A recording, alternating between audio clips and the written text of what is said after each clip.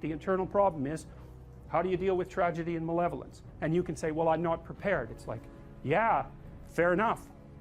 Unsurprising, especially if you were overprotected as a child. It's not a good idea to overprotect your kids, because the snakes are going to come into the garden no matter what you do. And so then you, instead of trying to keep the damn snakes away, what you do is you arm your child with something that can help them chop them into pieces and make the world out of them. So that the trick for human thriving in the face of suffering and malevolence is strength, not protection. It's a completely different idea. We also know this clinically. We know, for example, that if you treat people with exposure therapy for agoraphobia, which is, roughly speaking, the fear of chaos, I would say, the fear of everything, you don't make them less afraid. You make them braver. It's not the same thing. Because with an agoraphobic, see, what happens to them is the fall. They never conceptualize death and suffering. They're naive, right? It never enters the theater of their imagination, and it's because they're protected from it. But then something happens. This often happens to women in their 40s, because they're the people most likely to develop agoraphobia. Something happens. They've been protected from chaos by authority their entire life. So maybe they had an overprotective father, and then they went to an overprotective boyfriend, and then they went to an overprotective husband. And maybe they were willing to be subjugated to all three of those because of the protection, right? So that's the bargain. They stay weak and dependent, and maybe they have to, because that's the only way they can appeal to the person who's hyperprotective. But the price they pay for that is that they're not sufficiently competent. And then something happens in their life, often in their 40s. They develop heart palpitations, maybe as a consequence of menopause. Their heart starts to beat erratically, and they think, oh no, death. It's like, well, who are you going to talk to about that? Right? There's no protection from authority for that. Or maybe their friend gets divorced, or maybe their sister dies, or something like that. It brings up the specter of mortality, and maybe the specter of malevolence and mortality, and it brings it up in a way that authority, recourse to authority, cannot solve. And so then they have panic attacks. What happens? They go out, they get afraid, they feel their heart beating, then they get afraid of their heart beating because they think, oh no, I'm going to die, and they think, oh no, I'm going to die, and I'm going to make a fool of myself while I'm doing it and attract a lot of attention. So the two big fears come up: mortality and social judgment. And then they have a panic attack. It's like fight or flight's gone out of control. Very, very unpleasant. Then they start to avoid the places they've had a panic attack. Then they end up not being able to go anywhere. So then Tiamat has come back, right? A huge monster, a little victim. And so what do you do with them? Well, there's no saying, no, there's no Tiamat. That's done, right? Their naivety is over. They've had a direct contact with the threat of mortality and social judgment. They've met the terrible mother, and they've met the terrible father. And there's no going back. There's no saying, oh, the world is safe. It's not safe. Not at all. It's not safe. The fact that you think it's safe means that you were living in an unconscious bubble that was sort of provided to you by your culture. It's a gift. And now that's been shattered. And so now what do you do? Well, the answer is you retreat until you're in your house and there's nowhere you can go. You're the ultimate frozen rabbit, right? And your life is hell because you can't function. The alternative is, let's take apart the things you're afraid of. Let's expose you to them, carefully and programmatically. And then you'll learn that you're actually tougher than you think. You never knew that. And maybe you didn't want to take on the responsibility because, people play a role in their own demise, so to speak. When you had opportunity to go out and explore or withdraw because you were afraid, you chose to withdraw because you were afraid. So it's not only that you were overprotected often, it's that you were willing to take advantage of the fact that you were overprotected and run back there whenever you had the opportunity. So maybe you're a kid in the playground, right, and you're having some trouble with other kids, and in the back of your mind, I should deal with this myself, but you go and tell your mom and get her to intervene. And you know that that's not right. You know that you're breaking the social contract, but it's easier, and so that's what you do. You run off to an authority figure and hide behind the Great Father, roughly speaking. Well, the problem with that is you don't learn how to do it yourself. So then you have to relearn it painfully when you're 40. So then you take people out, you say, well, what are you afraid of? Rank it from 1 to 10. So 10 is, make a list of 10 things you're afraid of. The thing you're least afraid of we'll call number 10. So we'll start with that. Okay, well, I'm afraid of elevators. Okay, well, let's look at a picture of an elevator. Let's have you imagine being in an elevator. Let's go out to an elevator and let you watch the terrible jaws of death open, because that's how you're responding to it symbolically, right? And you're going to do that at the closest proximity you can manage. You find out, you go do that, it works. You're nervous as hell, especially from an anticipatory perspective. Shaking. You go out, you stop, you watch it happen, and you actually calm down. You do that 10 times and it no longer bothers you. Well, what you've learned that you didn't die, but more importantly than that, you've learned that you could withstand the threat of death. That's what you've learned. And then you move a little closer, and then you move a little closer, and then you move a little closer, and finally you're back in what's no longer the elevator from a symbolic perspective. It's a tomb, right? It's a place of enclosure and isolation. And you learn, turns out I can withstand that.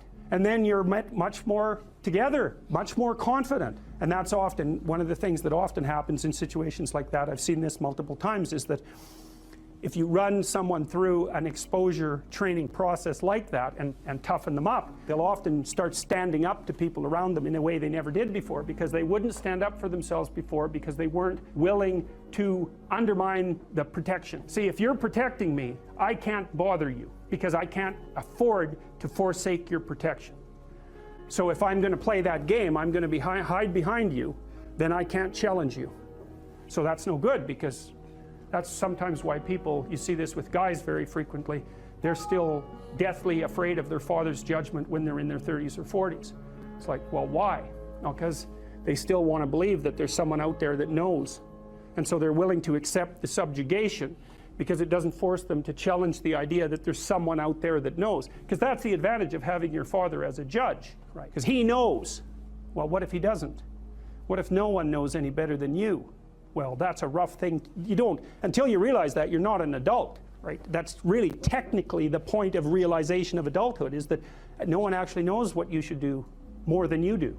I mean, it's a horrible realization, because what the hell do you know? It's a terrible realization, and people will often pick slavery, permanent slavery, to the spirit of the Great Father, let's say, over that realization, and it's completely understandable. But the problem with it is that there's more to you than you think, and so if you continue to hide behind that figure, then you never have a chance to understand that there's more to you than you think, far more to you than you think. Maybe there's enough to you so that you can actually withstand the threat of mortality without collapsing, maybe even withstand the threat of malevolence without collapsing. Who knows? It's certainly possible. And it's not an abstract question. It's exactly the sort of question that you address in the psychotherapeutic process. It's always the question that you address. And the answer is often in the affirmative, because people can get unbelievably tough. And you know that, because people work in emergency wards in hospitals, right? Or they work in palliative care wards, or they work as mortuary assistants. I mean, these people have bloody rough jobs, you know, or they're on the front line of police investigation into, you know, heinous child abuse crimes, and so they're confronting malevolence on a regular basis. And, you know, those are very stressful jobs, but people do them. And some people do them without even being damaged by them, although that's a harder thing, because you can see horrible things, you know, things you'll never forget.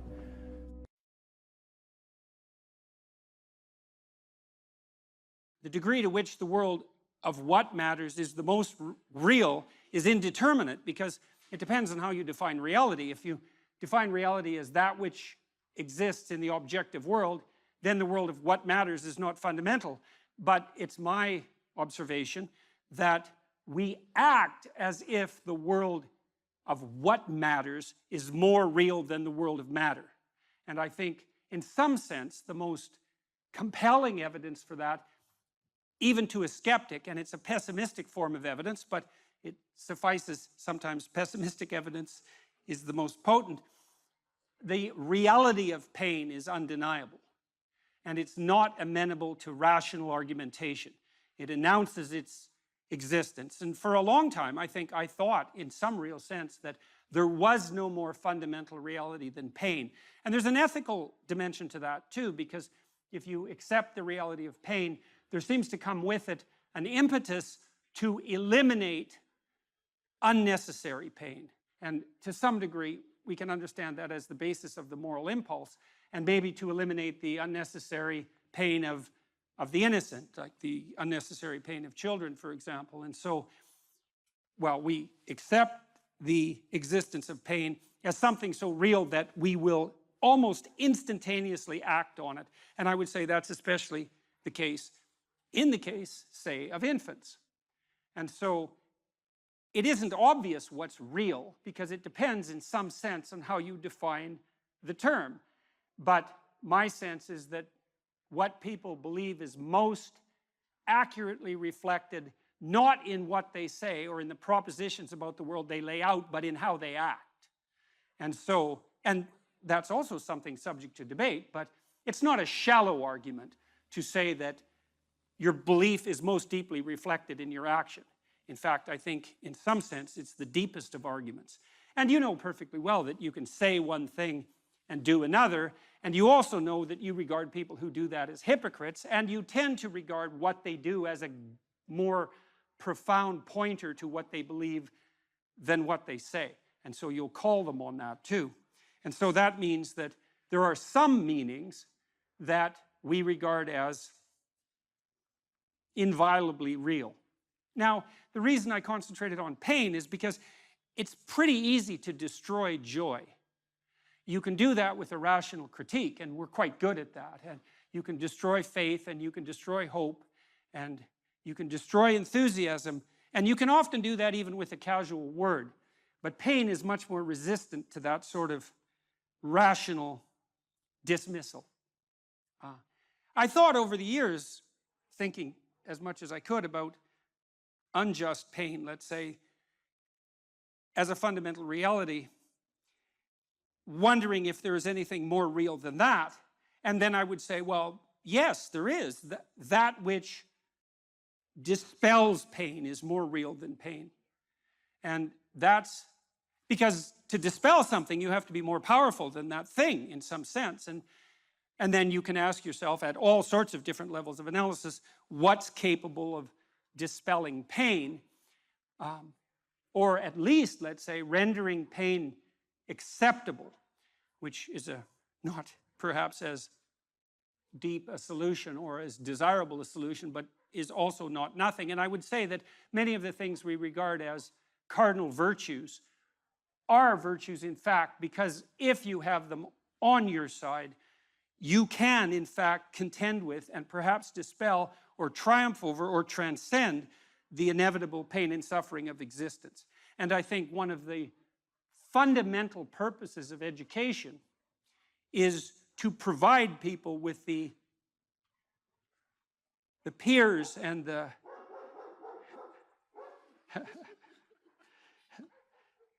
and the allies, to use a word that's been contaminated so terribly, that enable them to stand up nobly in the face of tragedy and still move forward with what is good in mind. And that's a very different purpose than inculcating in people a thoroughly detailed description of the patterns of the objective world. And I'm not saying for a moment that there's nothing useful about the latter, but the former is people starve and thirst in desperation without the former. And so, and those are realities. Now, if, as I said, if you start out with the axiomatic assumption that only what is objective is real, well, then that argument falls flat. But I think there's no reason whatsoever not to raise the question of what it is that you're using to base your axiomatic definition of reality upon. And I think that noting what people do is a very good pointer to the real. So here's another way of thinking about the logos. For the world to be intelligible, it must consist of patterned regularities. And that might be the great discovery of the Greeks in some sense, that there are patterned regularities that are superordinate to immediate perception, that are in some sense more real. So number would reflect that, for example. Are numbers more or less real than the things they represent? And you can make an argument both ways because, again, it depends on your definition of real. But it's a very difficult argument to make that they're less real. And partly that's because if you're a master of number, there's almost nothing that's beyond your grasp. So if your wisdom if the depth of your wisdom is reflected in the utility of your tools, then almost nothing makes you more powerful than to be a master of numbers. And that seems to point to an ability to grip some element of a reality that's more fundamental, that is outside of immediate perception. And so one element of the idea of the logos is that there's an order to the world that's superordinate to the apparent order that's more fundamentally real, and that you can discover that order in contact with the world. And that's the microcosmic world in some sense, rather than the psychological world. And so that seems useful. And I would say these patterned regularities, they're of two types. There's patterned regularities of being, and an object is a patterned regularity of being. One of the things I came to understand as I studied the science of perception is that we don't see objects. We see patterns, and we infer objects. And so the pattern recognition is more fundamental than the object recognition. It's also the case, by the way, that we don't just see patterns and infer objects. We see useful patterns and infer objects. And I don't mean as a second order inference, I mean as a direct perception. And so it's quite obvious. Sophisticated psychologists of perception have noted that in some real sense, the perception of the meaning of a phenomenon precedes the perception of the phenomena. And I really mean directly. And there's much of what you see, for example, is very much associated with what you can grip, because even your vision is tightly associated with the act of gripping, because what you need to see is what will give you a grip on the world. And you might say you see the thing and then determine how to grip it, but that's not how it works. Your retina, for example, which represents patterns in the world, propagates those patterns through your nervous system and manifests itself in such things as preparation for grip. And that's outside of conscious visual perception. And so you cannot make the case that what you do when you perceive is pull in objective sense data and then sort the world from that. The neurological investigations have rendered that presumption invalid. Not only that, there's another problem. Well, let's refer to, we'll do this in two parts. For the world to be intelligible, it must consist of patterned regularities, and they're regularities of being and becoming. Another issue is, when you encounter the world, do you see what's there? And the answer to that is, well, yes, but you also perceive what could be. And so I would say that what you perceive is an amalgam of the patterned regularities of both being and becoming.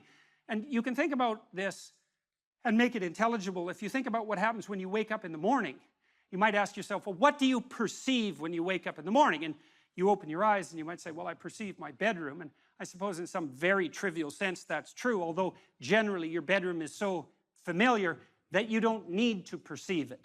You've already automatized that perception, and it has almost zero functional utility.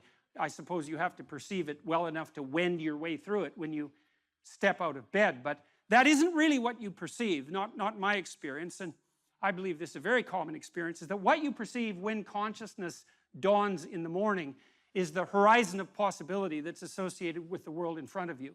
And so what you really see, as far as I can tell, is something directly akin to the chaos that God encounters as the Word, the Logos, at the beginning of time, which is there's pattern regularity of being. That's a solid object because it propagates itself across time in this three-dimensional form.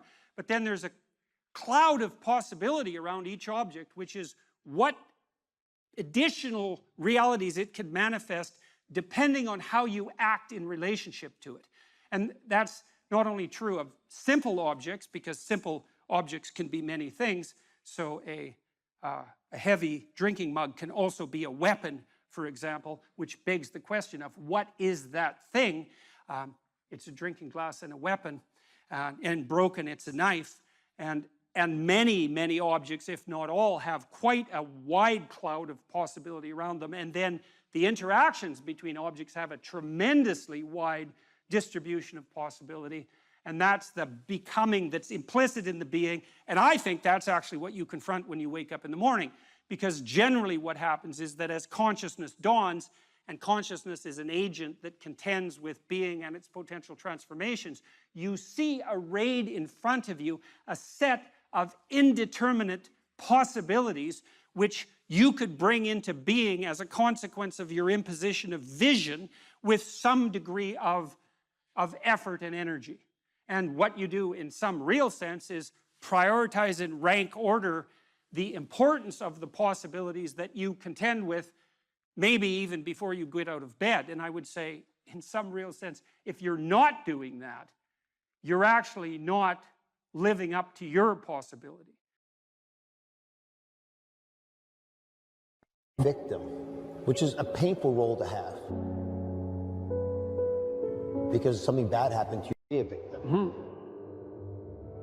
But it's something that society struggles with. What about people who feel like they're a victim? They're right. They're victimizers too. Like, everybody is a strange mixture of victim and victimizer. Lots of terrible things happen to people that aren't justifiable in some sense. You know, well, illness strikes people randomly. I mean, not entirely randomly, obviously, but there's a large random element in it, where you're thrown into existence as a consequence of your birth. That's existentialists, especially in the 1950s, talked about that all the time. They talked about it as thrownness, that you're sort of thrown into reality with your particular set of predispositions and weaknesses. And then there's going to be times in your life where things twist in a manner that's unfair to you, that you're not getting your just desserts. But that goes along with all sorts of unequally distributed privileges as well. And so that's the arbitrary nature of existence. But you can't allow those sorts of things to define you, because it's not that useful strategically. When you're playing a card game, you're dealt a hand of cards. Well, what do? You play the hand the best you can. Why? Because all the hands are equal? No, because you don't have a better strategy than playing the hand that you're dealt the best you can. And that doesn't even mean it'll be a winning strategy. But because people don't always win, sometimes we lose, and sometimes we lose painfully, and sometimes we lose painfully and unjustly. That's not the point. The point is, you don't have a better strategy, and neither does anyone else. And then it's also not so obvious how privilege and victimization are distributed. You know, if you take someone who's doing quite well in life, and you scratch underneath the surface, you generally don't have to scratch very far until you find one or more profound tragedies of the past, or perhaps of the present. You know, and no matter how well protected you are in the world, you're still subject to illness, you're still subject to aging, you're still subject to the dissolution of your relationships, the death of your dreams, death itself. So vulnerability is built into the structure of existence. Now, if you start to regard yourself as a hapless victim, or even worse, an unfairly victimized victim, well, then things go very badly sideways for you. It's not a good strategy. You end up resentful, you end up angry, you end up vengeful, you end up hostile. And that's just the beginning. Things can get far more out of hand than that. So strategically, it's a bad game. It's better to take responsibility for the hand that you've been dealt. There's no better, you've got no better protection in life than do.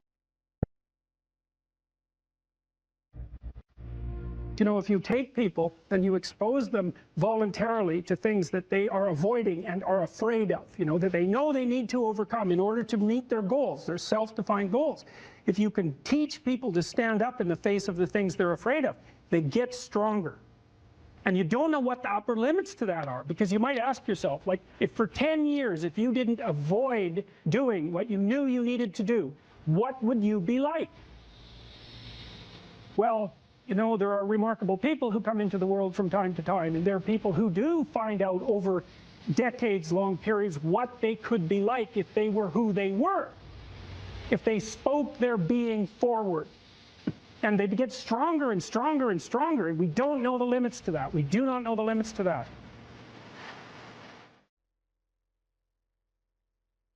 Probably running at about 51% of our capacity. Something, I mean, you can think about this yourselves. I often ask undergraduates how many hours a day you waste, or how many hours a week you waste. And the classic answer is something like 4 to 6 hours a day. you know, inefficient studying, watching things on YouTube that not only do you not want to watch, that you don't even care about, that make you feel horrible about watching after you're done. That's probably 4 hours right there. You know, you think, well, that's 25 hours a week, it's 100 hours a month, that's 2.5 full work weeks, it's half a year of work weeks per year. And so if your life isn't everything it could be, you could ask yourself, well, what would happen if you just stopped wasting the opportunities that are in front of you? You'd be, who knows how much more efficient? 10 times more efficient, 20 times more efficient. That's the Pareto distribution. You have no idea how efficient people get. It's off the charts. It's not so obvious to me that people would take the meaningful path. You know, when you say, well, nihilists suffer dreadfully because there's no meaning in their life and they still suffer. Yeah, but the advantage is they have no responsibility. So that's the payoff, and I actually think that's the motivation. Say, well, I can't help being nihilistic. All my belief systems have collapsed. It's like, yeah, maybe. Maybe you've just allowed them to collapse because it's a hell of a lot easier than acting them out. And the price you pay is some meaningless suffering. But you can always whine about that and people will feel sorry for you. If you live a pathological life, you pathologize your society. And if enough people do that, then it's hell. Really, really.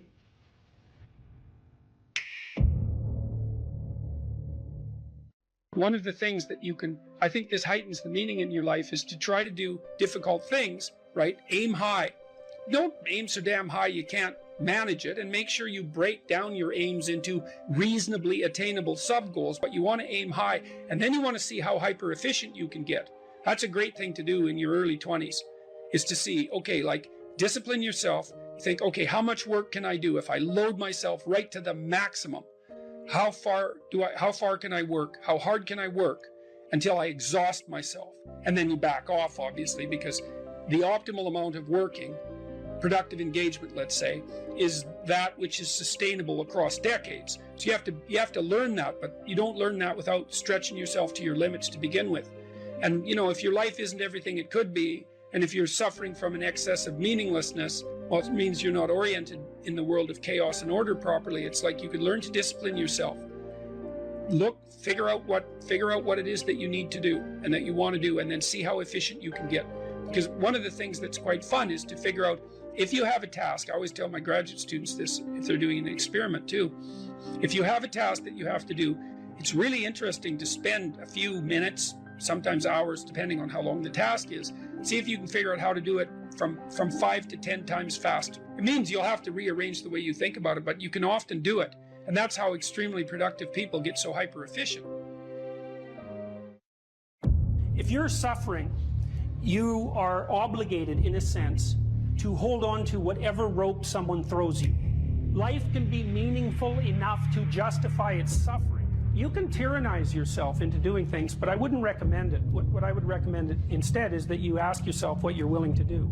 It's a really effective technique. It's like a meditative technique. That's when life is worthwhile.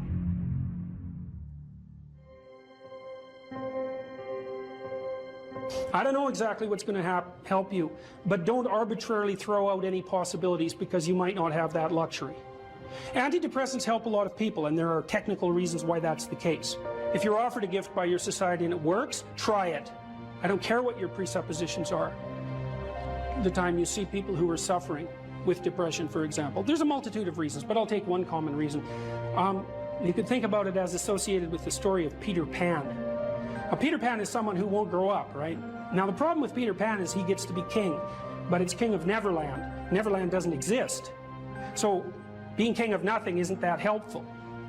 Well, one of the things that you often see with people who suffer from depression, and I'm not making a blanket statement about the cause of depression because there's lots of them, is that people who don't have enough order in their life tend to get overwhelmed. So, for example, if someone comes into me to see me and they say they're depressed, I always ask them a very standard set of questions. Do you have a job?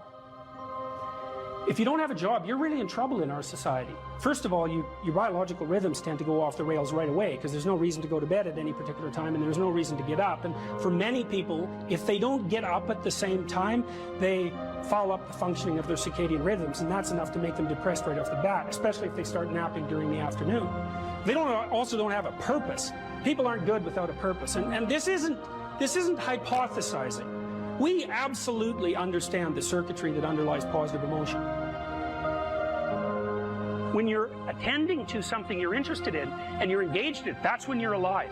That's when life is worthwhile. It's so worthwhile that in those moments you don't even ask the question about it. The question itself goes away, because the meaning that you're united with is so powerful that it can push back the adversity that would otherwise characterize life. Nietzsche said, the person who has a why can bear any how.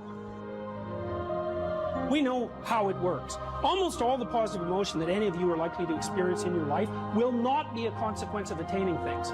It will be a consequence of seeing that things are working as you proceed towards a goal you value.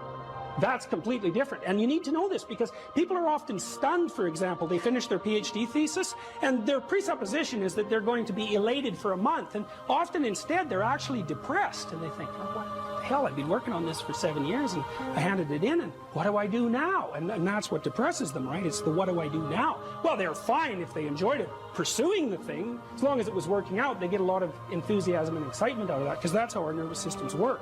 Most of your positive emotion is goal pursuit emotion. If you take drugs like cocaine or amphetamine, the reason they're enjoyable is because they turn on the systems that help you pursue goals. That's why people like them. So if you don't have a job, you got no structure, that's not good. Plus, you tend not to have a point. So you're overwhelmed by chaotic lack of structure and you don't have any positive emotion.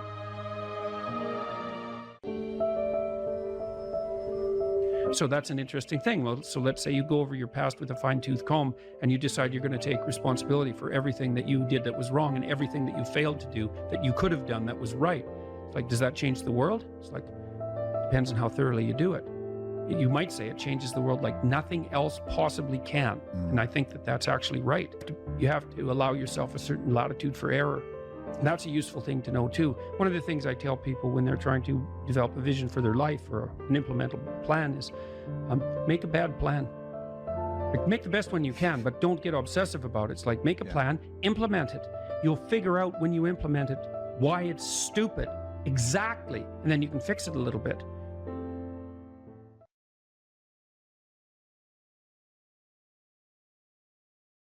So one of the pathways that's on display with regards to the formulation of an identity, let's say, is this injunction, which is really a temptation to love yourself. So we should take that apart.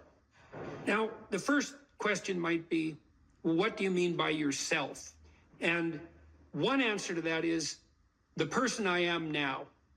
And you should love and feel good about the person you are now. And that's actually a dubious proposition for a variety of reasons. One is, whatever yourself is not only what you are. Yourself is also what you could become, and what you will and could become. And so to love yourself properly is not only to love what you are, who you are, whatever that means, but to love who you could become. Now, one of the things I've observed is that it's very demoralizing, let's say, for the typical young man. It's true for the typical young woman as well. So we'll say the typical young person who's miserable and maladjusted psychologically and socially, if you just go to them and say, well, you should feel good about yourself, because they think you're good just the way you are. You're perfect just the way you are. You should accept yourself just the way you are. It's like, well, okay, so what does that say about who I should become? Is that just now off the table because I'm already good enough in every way? So am I done or something? What about who I should become?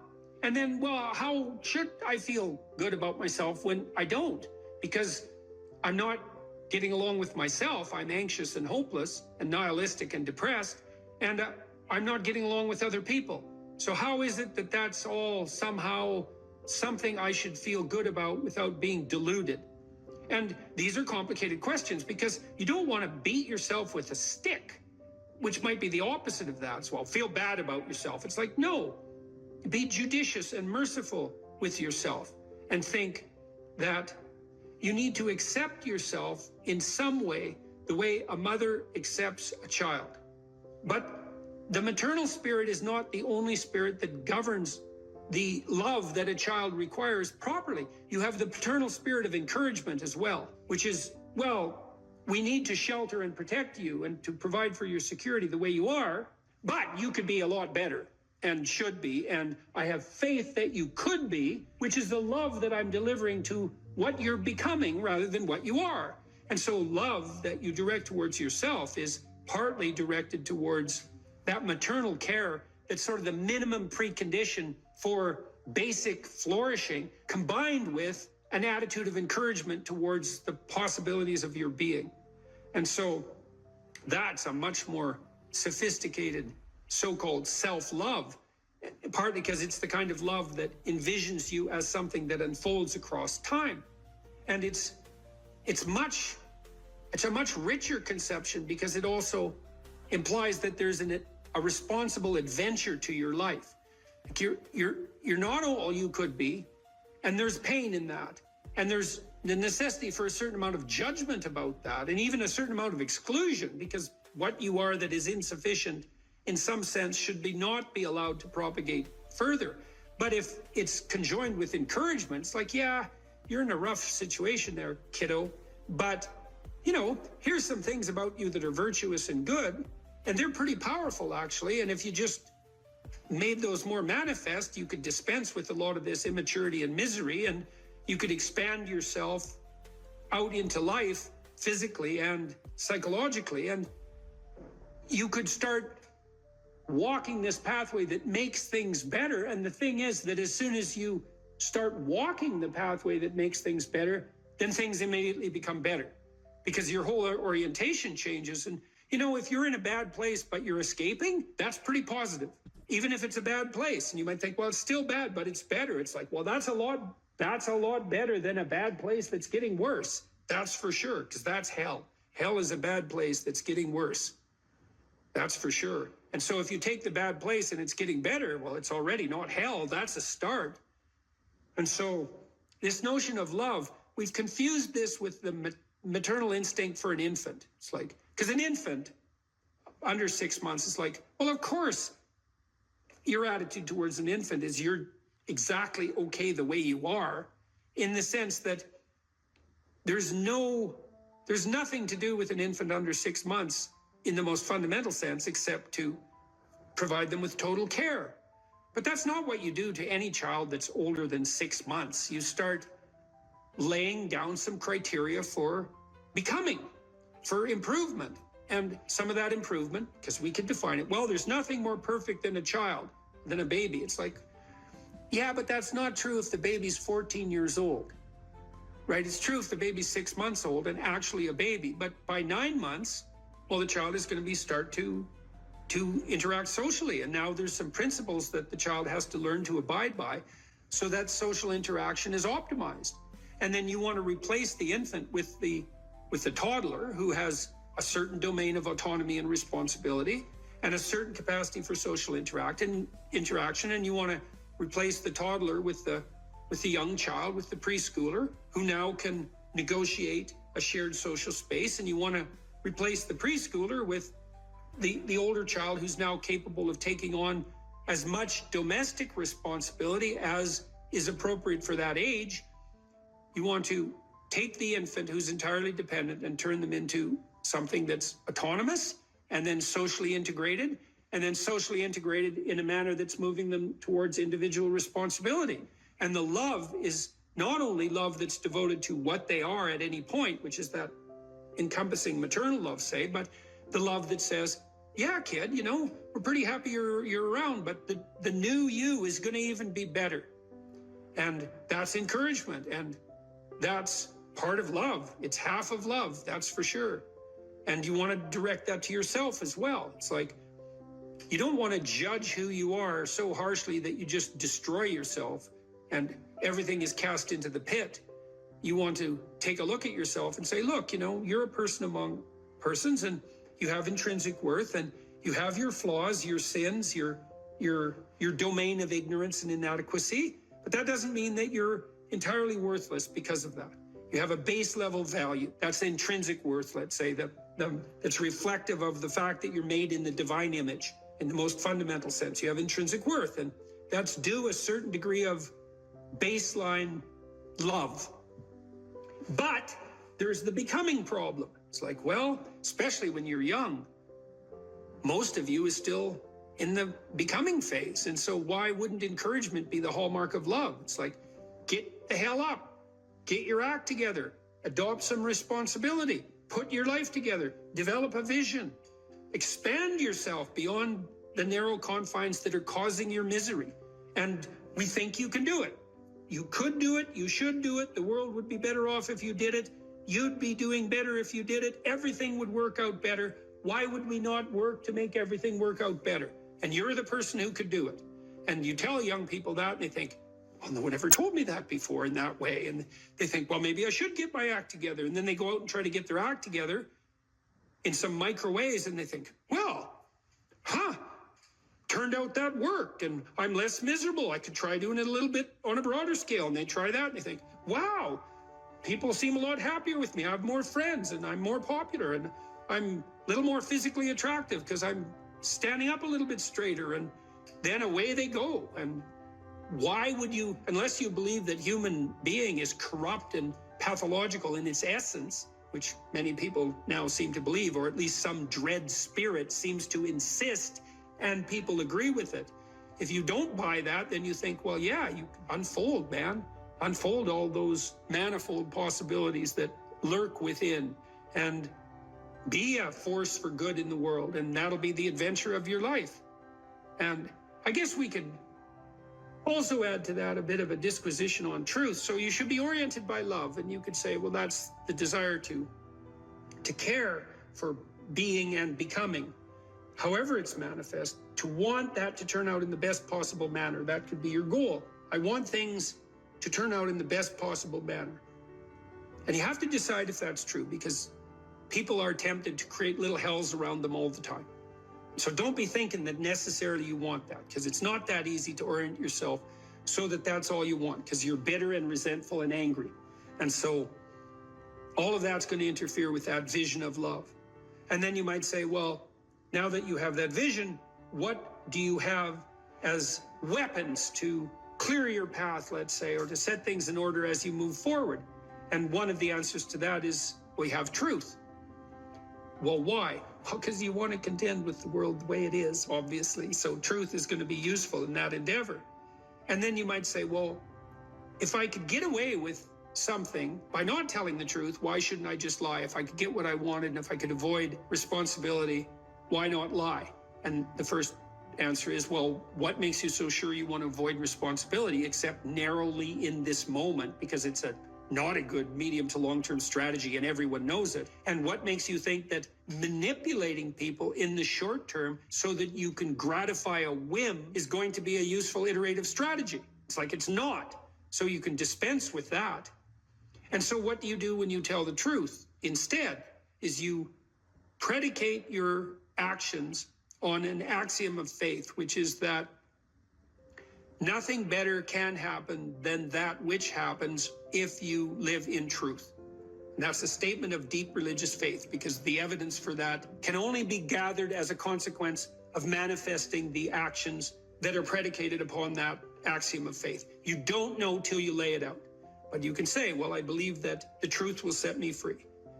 And then you think, well, the truth will set me free. Who's me? Back to identity. Well, if you're lying, it's not you by definition, because if you're lying, you're attempting to implement a falsehood. You're attempting to falsify the world and yourself. That's what a lie is.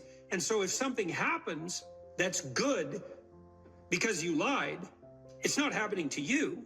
It's a reward for the spirit of deceit that you allowed to inhabit you. And if you reward the spirit of deceit that you allowed to inhabit you, it will grow. And I would not recommend that. That's a very bad idea. In the contrary situation, you live and speak in truth, and then things happen. They're happening to you. That's your life, man. That's your adventure. And one of the things that's very interesting about the truth in that regard is that it provides a certain optimal unpredictability. You know, if you're talking to someone, you think maybe you're being interviewed, or maybe you're having a discussion with someone, you think, I'd like to impress this person. It's like, now you have a little vision of what the instrumental outcome of the conversation could be, so that it reflects positively on some narrow conception of a desired future I want this person to be impressed with me. So I'm only going to say things they want to hear and that sound impressive. That's all lies. It's like, well, maybe you'll get that result, but it won't be what you want because it's predicated on a falsehood. Instead, you could just have a conversation with the person, like a real conversation. It's like, what do you think? Here's what I think. Do you like it or not like it? It's like, well, I don't know if you like it or not like it. It's like, we can talk about that and why, but it's still what I think. And that doesn't mean it's right, but it's what I think. Well, then you lay that out, and then what happens to you is what happens to you. And then it's unpredictable, because imagine you're speaking deceitfully and instrumentally. You want something from someone. Okay, well then you're lying, so the you that receives is not you. It's the spirit of deceit.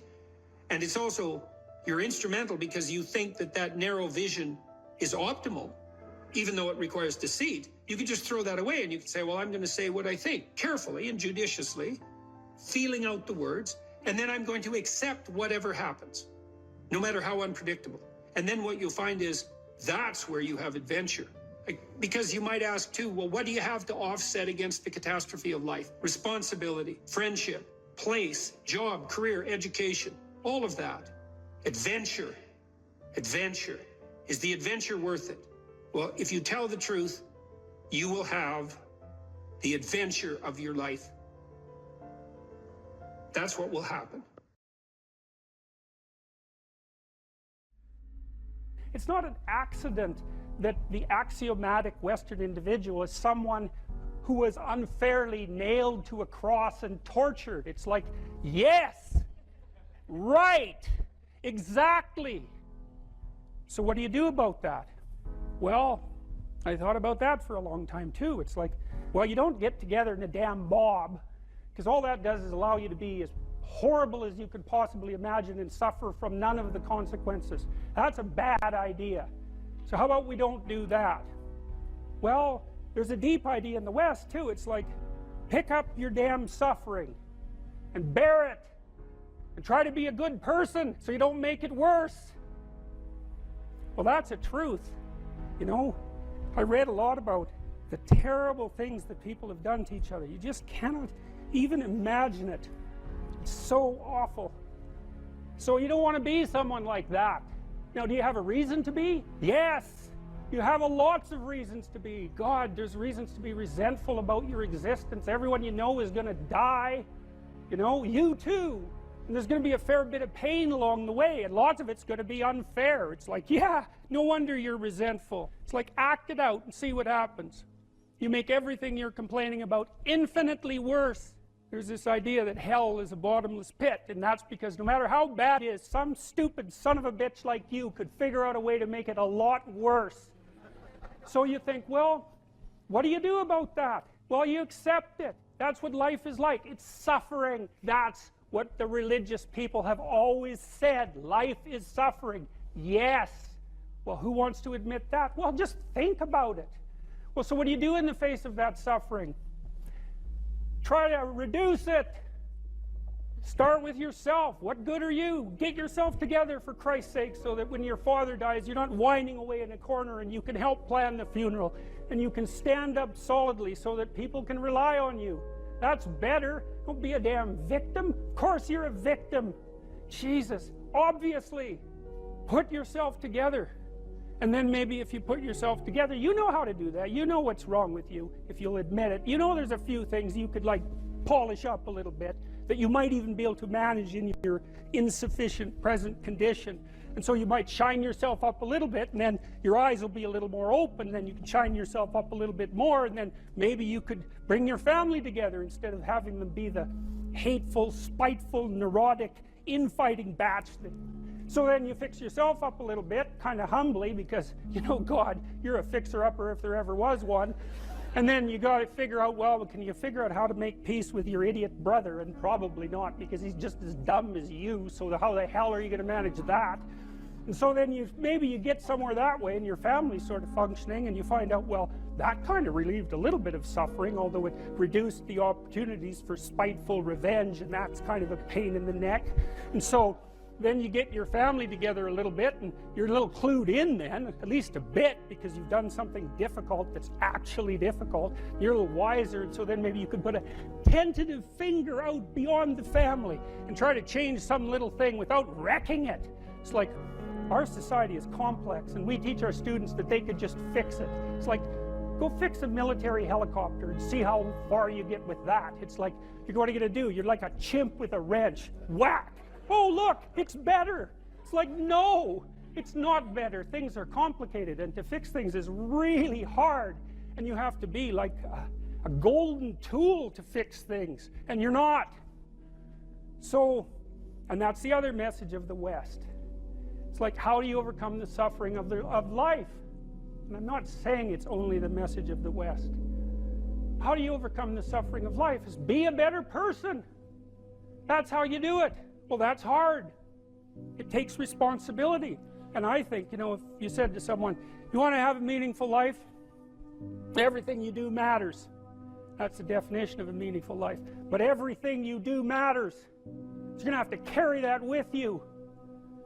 Or do you want to just forget about the whole meaning thing, and then you don't have any responsibility, because who the hell cares, and you can wander through life doing whatever you want, gratifying impulsive desires for how useful that's going to be, and you're stuck in meaninglessness, but you don't have any responsibility. Which one do you want? Well, ask yourself, which one are you pursuing? And you'll find very rapidly that it isn't the majority of your soul that's pursuing the whole meaning thing, because, well, look what you have to do that. You have to take on the fact that life is suffering. You have to put yourself together in the face of that. Well, that's hard. Christ, it's amazing people can even do it. I'm stunned every day when I go outside and it isn't a riot with everything burning. Because really, God, you talk to people, it's like, I knew this guy, he'd been in a motorcycle accident and it really ruined him, and he was like a linesman, working on the power, and he was working with someone who had Parkinson's disease, and they had complementary inadequacies, and so two of them could do the job of one person, and so they're out there fixing power lines in the freezing cold, despite the fact that one was 3/4 wrecked with a motorcycle accident and the other one had Parkinson's. It's like, that's how our civilization works. It's like, there's all these ruined people out there, they've got problems like you can't believe. Off they go to work and do things they don't even like, and look, the lights are on. My God, it's unbelievable. It's a miracle. It's a miracle. And we're so ungrateful. College students, the postmodern types, they're so ungrateful. They don't know that they're surrounded by just a bloody miracle. It's a miracle that all this stuff works, that all you crazy chimpanzees that don't know each other can sit in the same room for 2 hours sweltering away without tearing each other apart, because that's what chimps do. So, anyways, so what happened? Well, I made some videos, and I got to the bottom of some things, at least as far as I can tell, so I told you what the bottom is, and then I got this idea about what you might do about it, which isn't my idea. It's not my idea. It's an old idea. It's far older than Christianity. It's old. It's the oldest story of mankind. Get yourself together. Transcend your suffering. See if you can be some kind of hero. Make the suffering in the world less. Well, that's the way forward, as far as I can tell, if there is any way forward.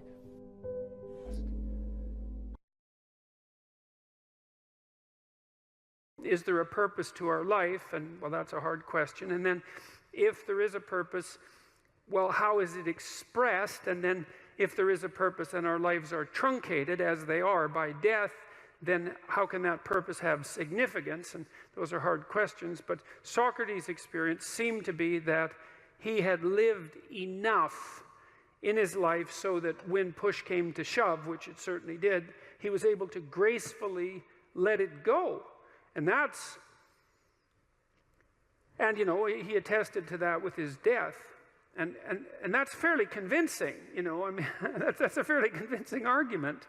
And it's one that I find, well, it's hard to tell if I find it exactly credible, but I don't find it incredible. I mean, I certainly have noticed that as I've got older and have done things,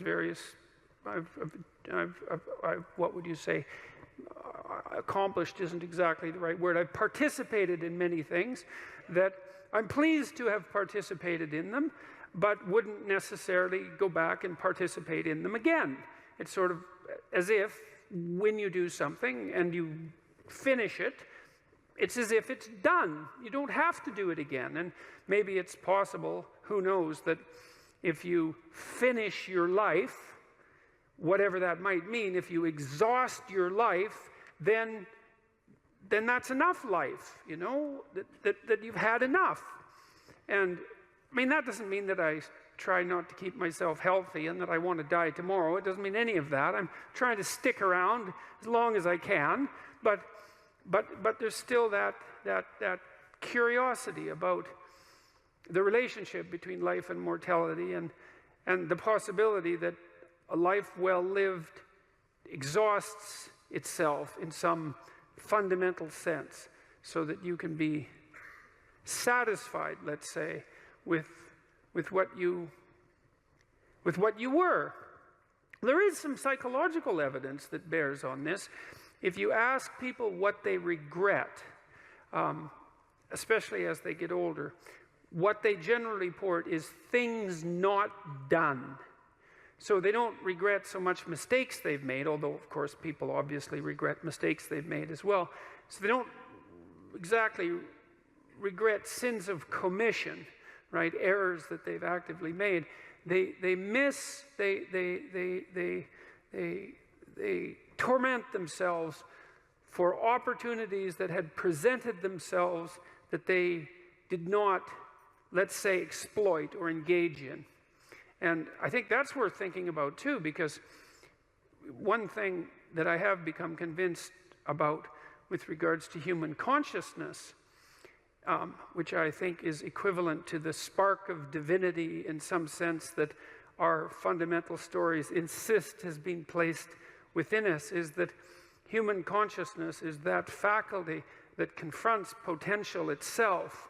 I think there's good neurological evidence for this, by the way, for those of you who are scientifically minded, because we build circuits within us for habitual action that we've practiced many times that seem to run in a very deterministic fashion. And we are a strange combination of deterministic and non-deterministic as far as I can tell. But what our consciousness seems to be for is to encounter those things that we have not yet encountered. And those things that we have not yet encountered seem to me to be those things that have not yet been brought into being. And so you could say that what our consciousness is for the encounter with potential. You know, that our consciousness is it's not for the past, it's not even for the present. It's to transform the future into the present. And really that's what our consciousness does. And when you wake up in the morning, you have a new day ahead of you, and the day could take you in very many directions. And the weeks and the years, all of that can take you in very many directions. And you have some apprehension about what those directions might be. You have some apprehension about what role your choices might make in transforming that potential into one form of actuality or another. I mean, you certainly know that there are dreadful mistakes that you might be very tempted to make that would produce all manner of hell around you and still be tempted to do it. It seems like it's sitting there right in front of you as a possibility. You also know that, you know, you could haul yourself up out of bed and attend to your duties and do the sorts of things that you're supposed to and set a few things right that day and that week, and that likely things would at least not be worse, and they would probably be better. And I do believe that, I don't understand how this can be the case. I don't understand how it is that consciousness can function in that way, because I think to understand that, we would have to understand what it means for the future to be only potential rather than actuality, and who the hell understands that? I mean, no one. And then we'd have to understand how it is that our conscious choices and our conscious ethical choices transform that potentiality into actuality, into reality, into the present and the past. And we certainly Well, we certainly act as if we believe that that's what we do. We upbraid ourselves. For example, when we do a bad job of it, we're upset with our children and those we love if we don't believe that they're living up to their potential. We're guilty and ashamed when we make choices that we feel are inappropriate. We understand to some degree that the manner in which time lays itself out has something to do with the ethics of our choice. And again, I would say that's a very deep idea. I think it's the most true idea I know. It's very emphasized, that idea emphasized in ancient religious stories such as those that are outlined in Genesis, or in Genesis with its strange insistence that, you know, God is that which brings order out of chaos, formless potential, generates the world out of formless potential, and that we're somehow made in that image, which seems to me to be the case. And that the proper way, by the way, to go about acting in that image is to act in relationship to the potential that confronts you with truth and with courage, with careful articulation. That's the logos. And that if you do that, then what you bring forth is good. It's with our fantasy that we first meet the unknown, right? Well, look, say you're going out with a new person. It's like, what do? You project a fantasy on them. And then you fall in love with the fantasy. And aren't you stupid? Because you're going to find out that the match between your damn fantasy and the actual person is tenuous at best. And so Jung would call that a projection of either the anima or the animus. You know, the anima is what a man projects onto a woman he finds desirable. It's like, oh, she's the perfect woman. It's like, well, how do you know that? You've like seen her for 4 seconds, you know, but it grips you. And the same thing happens in the opposite direction. And it's an action of instinct, you know. It's like you fall in love with the image. But interestingly enough, what you do in a relationship that works is that you actually, I think that what you see, it's a rough approximation, when you project the ideal and fall in love with it, you see what could be. It could be that, but it's going to take you a hell of a lot of work, because like you got no shortage of flaws and the other person has no shortage of flaws, and so you're bringing your flaws together, and that's going to produce a lot of friction, and you're going to have to engage in a lot of dialogue before you approach that level of perfection again. But maybe you can do it, and then you get to live happily ever after. Well, wouldn't that be nice? Well, so the unconscious meets the unknown, and it meets it with imagination and fantasy and dream and art. That's how you take, see, you don't just go from what you don't know to fully articulated knowledge in one bloody leap. You can't do that. You have to extend pseudopods of fantasy and imagination into the unknown. That's kind of what theorizing is like, right? Even scientifically, you know, you don't know something scientifically, you generate a theory. Well, it's an imaginative representation that your unconscious is helping you generate. And so you meet the unknown with fantasy. That's what the unconscious is for. From the psychoanalytic perspective, that's what dreams do. And you can see why. You dream about the future. You know, it's like, well, what's the future going to be like? Well, you have a little imaginative story going on, and it's like, you don't really create it. It's sort of, you watch it unfold. You know, maybe you can tweak it here and there, but it sort of comes to you from wherever the hell things like that come from. You know, the unconscious, that's the psychoanalytic answer. It's not really much of an answer, because it's more like a representation of a place that we don't understand. But that's where creativity comes from. And I mean, some people are really creative right down to the bloody core. So in my clinical practice, I often see people who are high in openness because they're attracted to me because they watch my lectures. And you have to kind of be high in openness to like my lectures. So because, well, you do, because they go everywhere, you know, and they're not necessarily very orderly.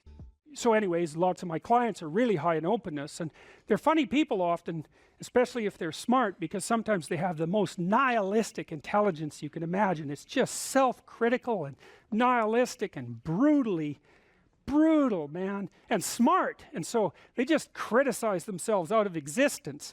And so often I have to just try to get them to quit listening to their chattering self-critical rationality and go out and create something, you know, with their massive creativity. And as long as they're doing that, they're engaged in the world and happy as hell, but as soon as that self-critical rationality comes in and shuts down the creativity, they're just like walking corpses, you know. And it's because if you're really open, like you're a tree and it has some trunks, and you know, your most prominent trait is the most lively trunk. And if you're a creative person and you're not engaging in a creative enterprise, you're like a tree that has had its vitality amputated. And so this is not trivial. This is deeply, deeply, deeply rooted in your biology. And those are people often who have like dream lives you just can't believe. I have one client, he has like 4 spectacular dreams a week, and most of the time we just spend discussing them. I mean, God. And I had another client who could be lucid in her dreams, which is more common among women. She could ask the damn characters what they represented and they would tell her. It was like, okay, that was pretty weird. And like a lot of the things they told her were really helpful, and they were not things that she wanted to hear. She basically, one of them told her if she was going to live, she'd have to go visit a slaughterhouse. And the reason for that was because she was raised as a little princess and protected from horrible Mother Nature until she hit puberty, in which time she turned into an evil villain, because that's how the family worked. Perfect child, evil teenager, overnight. And then, well, that was hard on her, and she wasn't prepared because she thought the world was princess world, and, you know, she couldn't go through a butcher store without having a fit. And no wonder, you know, like, really, Jesus, you know, it's no wonder, but you do it. But she couldn't, so we used to go to butcher stores, and that would make her cry, and that she was a vegetarian, that would make her cry, and, you know, bemoan the cruelty of the world. And it's like, yeah, fair enough, man, those are bloody slabs of meat. It's like, I don't know why everyone isn't screaming when they walk through the butcher store, but you got to get used to it, man, because you can't live in the world otherwise. And so the dream character, who was a gypsy, told her that she had to go visit a slaughterhouse, which seemed rather impractical. And so I asked her if she could think of anything else to do, and she thought, well, why don't we go visit a funeral home and watch an embalming? And I thought, oh, good, that sounds like a fun way to spend a day. And so I phoned up a funeral parlor, and I said I had a client who was terrified of death. Yeah, and I was a therapist who was also a little shaky on the concept myself. And so they had no problem with that. They deal with death all the time, which is really something to think about, right? A human being can actually have an occupation where they do nothing but deal with death, and they don't go stark raving mad. It's like, what the hell's up with that? It's like working in a palliative care ward where your clients that you know have a relationship, all they're going to do is die this week, next week, the week after. People do that. It's like, those people are tough, man. They're tough. So anyways, we went and watched this embalming, which was, I have a rather high level of disgust sensitivity, so it was a little on the rough side for me. But she sat there, and first while she was not, we were outside this little room, she was not looking at that, man, no way. And she'd kind of go like this, and you know, that was pretty good. And then she'd go like this, and then she'd go like this, and then she watched it. And then she asked if she could go in, and she put on a glove and she touched the body, and she didn't have a fit, she didn't have a panic attack. And so she walked away from there learning that there was a hell of a lot more to her than she thought there was, and that she could see things that she didn't think she could see and live. And after that, she sort of had a touchstone. It's like, well, I'm kind of afraid of this. Well, is it as bad as going to see the embalming? No, it's not that bad. Well, I guess I can do it. It's like an initiation, right? She had an initiation. And so did I, you know, and I learned a lot from doing that. I learned that one of the things you need to do if you're going to be a human being is to prepare yourself to be useful in the face of death. And so when you have a parent that dies, which, you know, shatters people's ideas, often they can't even think about it. If you can't even think about that, man, you've got some thinking to do, because you need to be able to at least think about that, because otherwise you're just going to be a wasteland when it happens. And you never know, you could even have a higher ambition. Maybe you could even be useful when it happens, instead of being part of the heap of destroyed people who also have to be taken care of. You know, and that's brutal. You have to be brutal to be useful in the aftermath of your parents' death. You know, you don't get to crumble and fall apart And no, you have every reason to. So you got to be kind of some tough monster to manage that. But do you want to be useful in the face of tragedy, or do you want to be pathetic? I don't know what the hell you should do with your life. I can help you figure it out, maybe. We can talk about it, but you are the person who has to decide if the things that you're aiming for, you know, get you out of bed in the morning. And then you got to specify the transformation processes and start practicing them. And you have to understand that you're going to be bad at it, but it doesn't matter, because bad's fine. Persistent is what you need to be. If you persist, with tiny improvements, if you persist, you win. It's direction that produces the primary positive emotion. And so if you need positive emotion to move through life, which you do, because you can't even move without positive emotion, and also positive emotion is a good bulwark against terror and pain. If you need those things, then you need direction, you need a goal, you need a value structure. You let all that nonsense burn away. And you might say, well, I don't know what I should leave behind. And the answer to that is, that's a lie. All you have to do is ask yourself. You'll come up with a list instantly of 100 stupid things that you're doing that you know you could stop doing. Take on the consequences of error and learn from it, and then you win constantly, because even if something goes sideways, you think there's something to be derived from this. When you're in the world and something objects to you, something that matters objects to you, then in the entire unrealized world is in that thing that objects. It's all tangled up inside it.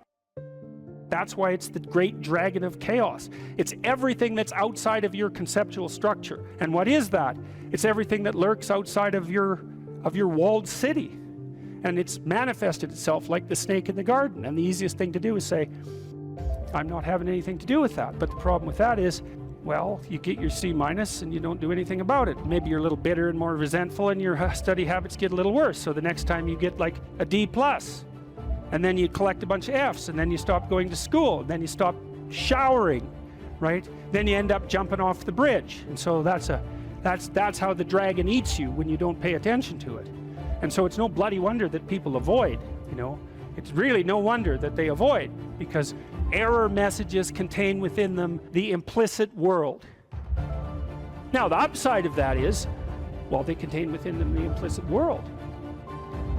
And the world isn't all negative. And so maybe you get your C-, and that's actually the best gift you ever got, because somebody finally took you and went, whack, you know, clue in. And so you take that apart and you think, oh, I don't know how to write. I don't know how to think. I've never read anything in my life. My study habits are abysmal, you know, like maybe I'm working at 2% efficiency, which it's like, to find that out is so optimistic. I mean, if you're barely hanging in there, but you're only working at 2%, you might imagine what you could have as a life if you're working at like 50%. So the C- can be the best gift you ever had, and that's the gold that the dragon hoards. Right? That's exactly what that means. That doesn't prove that you're stupid.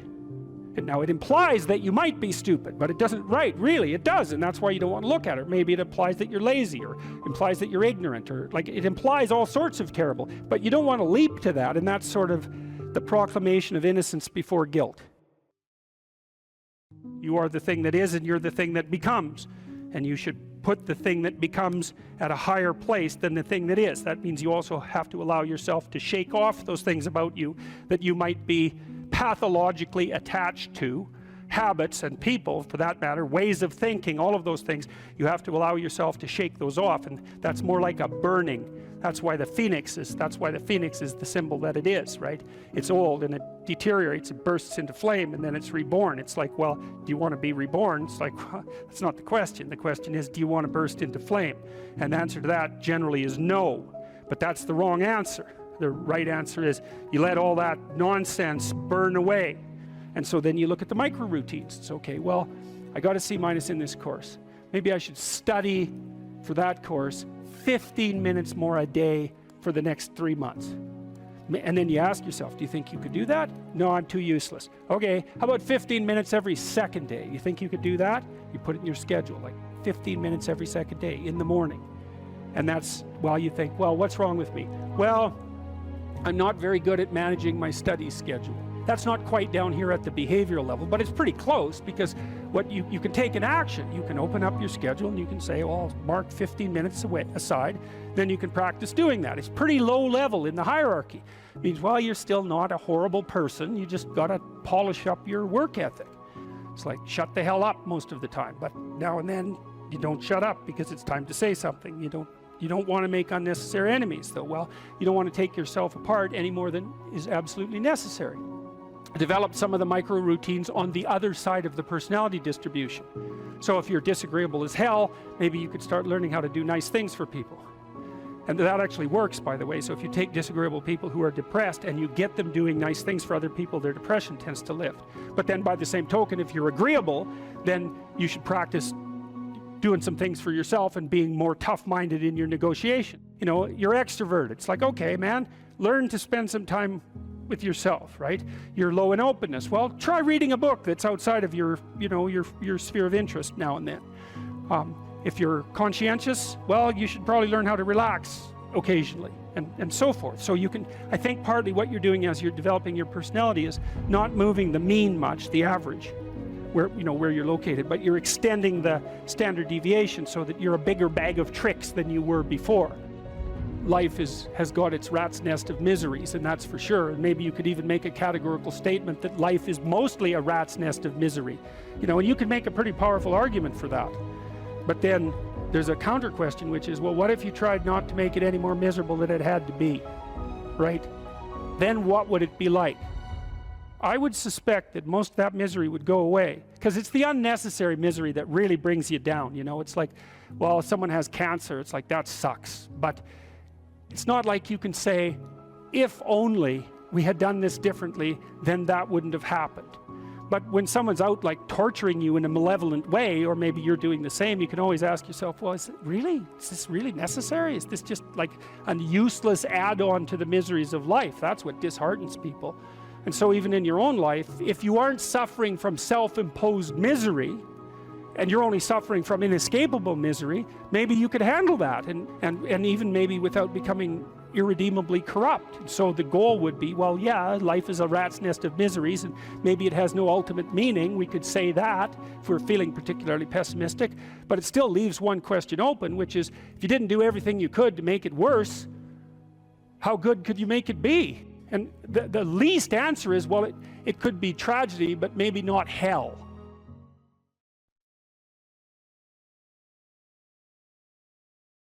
If you're looking at a complex phenomenon like male aggression, let's say, well, what causes male aggression?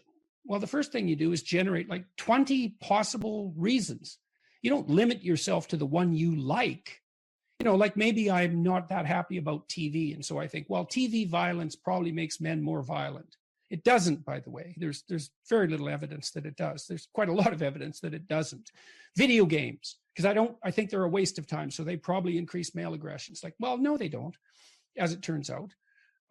Alcohol, that definitely increases aggression, male aggression, and female aggression for that matter. So alcohol is a major contributor.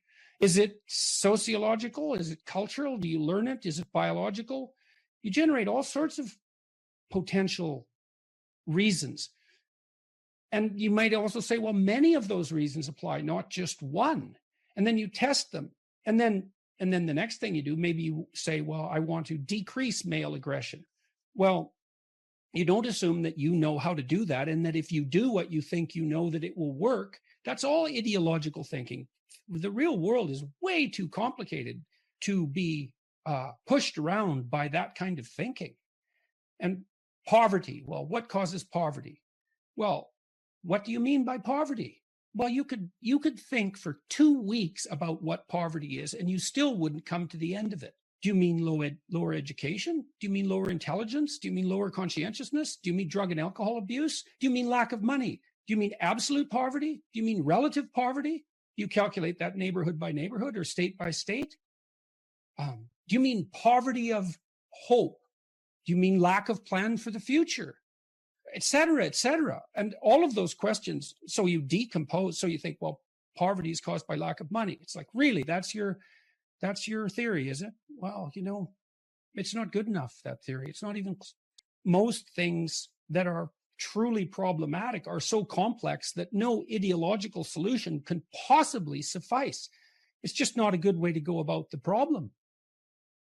And then there's the other problem too, which is that, well, one of the terrible temptations of an ideology is that once you parse out the world and have your reasons why problems exist, so let's say poverty exists because of capitalism, which is a completely idiotic theory. I mean, poverty exists because people are born with nothing, and it's hard to acquire goods. So the default state is poverty.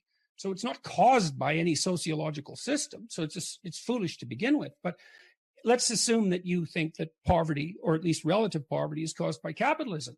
Well, then you have a convenient enemy. You know, it's everyone who's a successful capitalist is now responsible for poverty, and then they're bad and you're good. And that's unearned moral virtue. And that's unbelievably attractive to acquire unearned moral virtue. Maybe you're someone who's inherited your wealth, and then you think everyone who's poor is just lazy. And if they get up off their ass and get a job, that would solve the problem. It's like, well, that's convenient for you. But it's a very shallow analysis of the problem. And so it's not helpful to think that way unless what you want to do is not think. I've written about this, said pursue what's meaningful and not what's expedient. And I would also say that it's useful to say what is true rather than to craft your words so that you get what you want. And part of the reason for that, there's many reasons, but part of the reason for that is that it's unbelievably adventurous. You have no idea what will happen if you just say what you think. And my experience has been that the consequences are absolutely overwhelming. Always, constantly. And, you know, when I go into a talk like this, I don't have an outcome in mind. I don't want to make a fool of myself. I don't want to say something stupid. I want to engage in an interesting conversation, but I don't have an agenda other than that. But it's just to say what I feel in the moment as clearly as I possibly can. It's so adventurous to do that. And it's far better than pursuing a more narrow goal that might be wrong. I've never seen anything as rewarding as the consequences of forthright speech, the opportunity to be of genuine service to other people. There's way more reward in that than in any of the things that people chase in a more finite and limited way.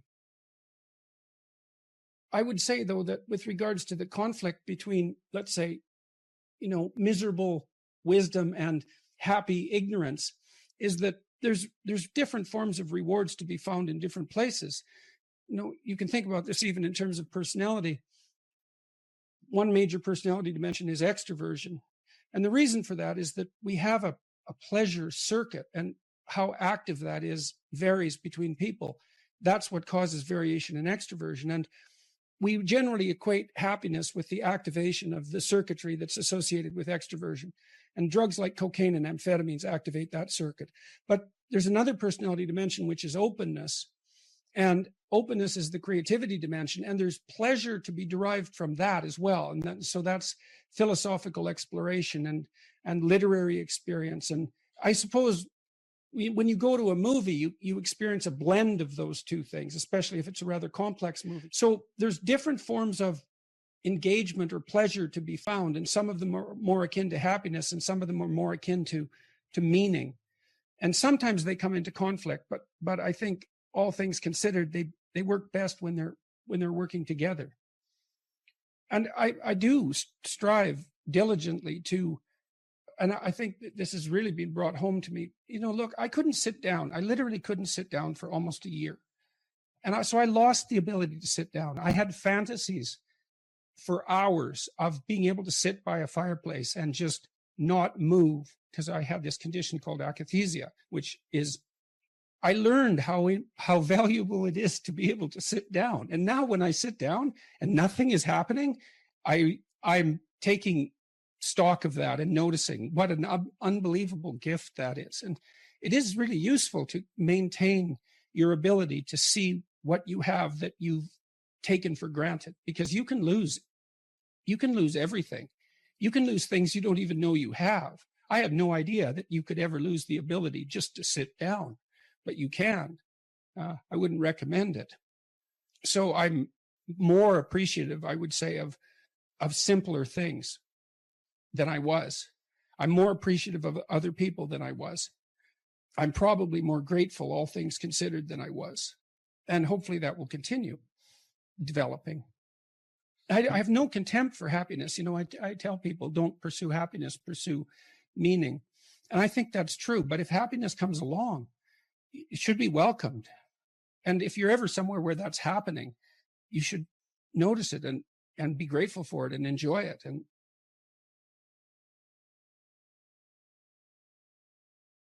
my question is, what does this listening posture look like over time? And with your knowledge of personal psychology, I think we can all say we've somewhere encountered one of those relationships where one person does all the work and the other person can't engage in this, even if they have been listened to over and over and over again. But at our society level, if that does happen, now let's try it. I totally agree with you. Let's listen. If we wind up in this, sometimes it's always listening and it never turns into listening back. Right. What's that look like over time? You do test for reciprocity. So children, for example, when children are investigating potential play partners on the playground, they'll come up to a child. Let's assume a child of roughly the same age, because that would be the most common situation. Maybe we're talking about kids who are 4 or 5 years old. And they'll throw out a play gesture that's rather simple, so maybe that a 2-year-old could manage. And then if the person manages a proper response, then they throw out a little more sophisticated gesture. And if the person responds appropriately, then they ratchet up to just above their developmental level. And then they play like mad at that level, and that'll make them friends. And so partly what they're testing for there continually is whether there's something approximating reciprocal altruism, right?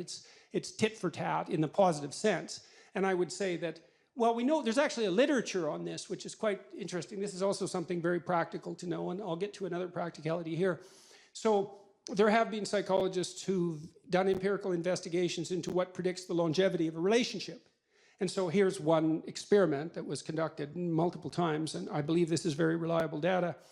So imagine you have the two partners in a marriage, each rate the number of encounters they have with their other partner a day, and it's kind of an arbitrary and subjective measure, but it doesn't matter. You might say, well, I talked to my wife 8 times today. We had 8 different interactions.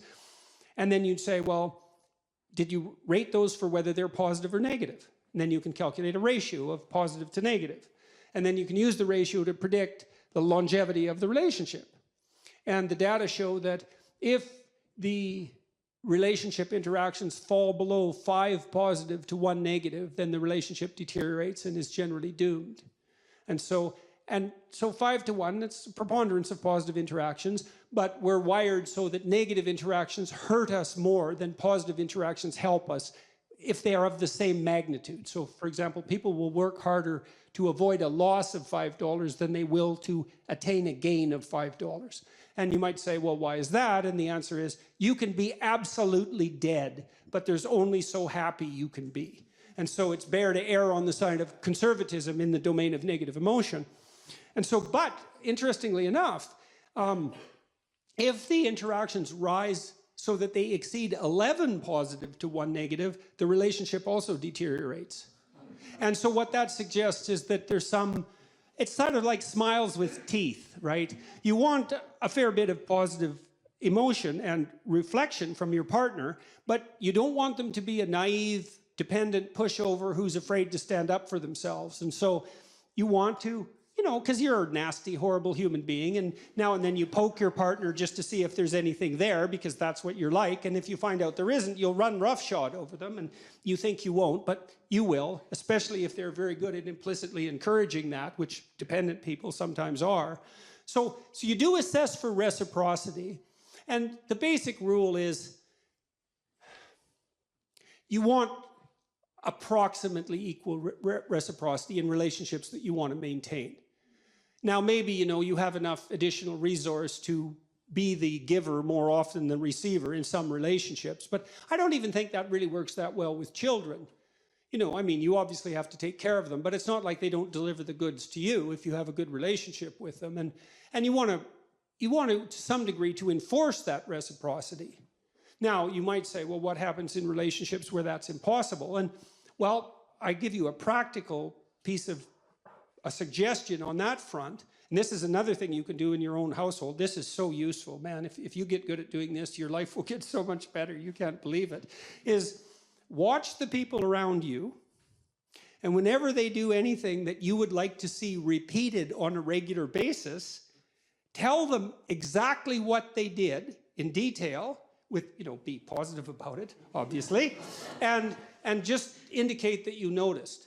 And because I saw this when I was grading student essays, you know, and so I taught this seminar for a long time, and I was trying to teach kids how to write. They were in their 4th year of university in the honors psych program. You'd think they'd bloody well already know how to write, but they didn't. And so I'd have them write a 4-page essay on a given topic, and then they had to rewrite that to a 6-page essay, and then they had to rewrite that to an 8-page essay. And the first essay I graded, it was only 5% of their grade, and I told them, I'm going to cut you into ribbons, but it doesn't matter because it's, you know, 5% of your grade, and so they could tolerate that. And generally, by the 3rd essay, they had written the best thing they'd ever written in their life, and they learned so fast it was unbelievable. But one of the things I noticed was that they did a little testing with the first essay. They'd hand in something. It was just like, God, formulaic, boring. They weren't in it at all, you know. There was nothing of the person in there. There was no thought. There was just the kind of psychobabble that they'd learned, especially if they were in faculties of education. And it was dry and dull, and everything about it was wrong. And so those are hard to grade, right? It's like, what's wrong with my essay? Well, the words aren't right. The phrases, they're not so good. They're not organized well into sentences. The sentences aren't sequenced well in the paragraphs. The paragraphs don't make a coherent argument, and the entire thing is empty. But other than that, no problem. It was often easier just to rewrite those essays than to grade them. No, so in any case, though, one of the things I did learn was that even in an essay like that, there is usually like 1 sentence or 2 sentences buried on like page 3 that was an actual thought and reasonably clearly stated and somewhat gripping, you know? It was like the person popped out from all the background rubbish and said, well, what about this? And if you saw that and checked it and said, hey, you hit the mark right there, the next essay would be like 2/3 that. And that was really fun to see. And then maybe by the 3rd essay, maybe it was all like that. And then they were really thrilled. It's like, wow, I wrote this, you know, and it was sort of the culmination. Well, it was a 4th-year seminar. It was the culmination of their career as a psychology undergraduate. So that was great fun. But you can do that in your own household. If the envious part of you isn't jealous of the revelation of the goodness of the person. And so here's the opposite tack, if you want to do this. So imagine that you're a man who's managed to attract a mate, and he believes he's punched above his weight. So this woman is more attractive, let's say, more vivacious, more desirable than he deserves. So that's going to grate on his soul a fair bit, right? Partly because her shining casts a dim light on his lack of utility, let's say. And so you can imagine someone like that being prone to jealousy for obvious reasons.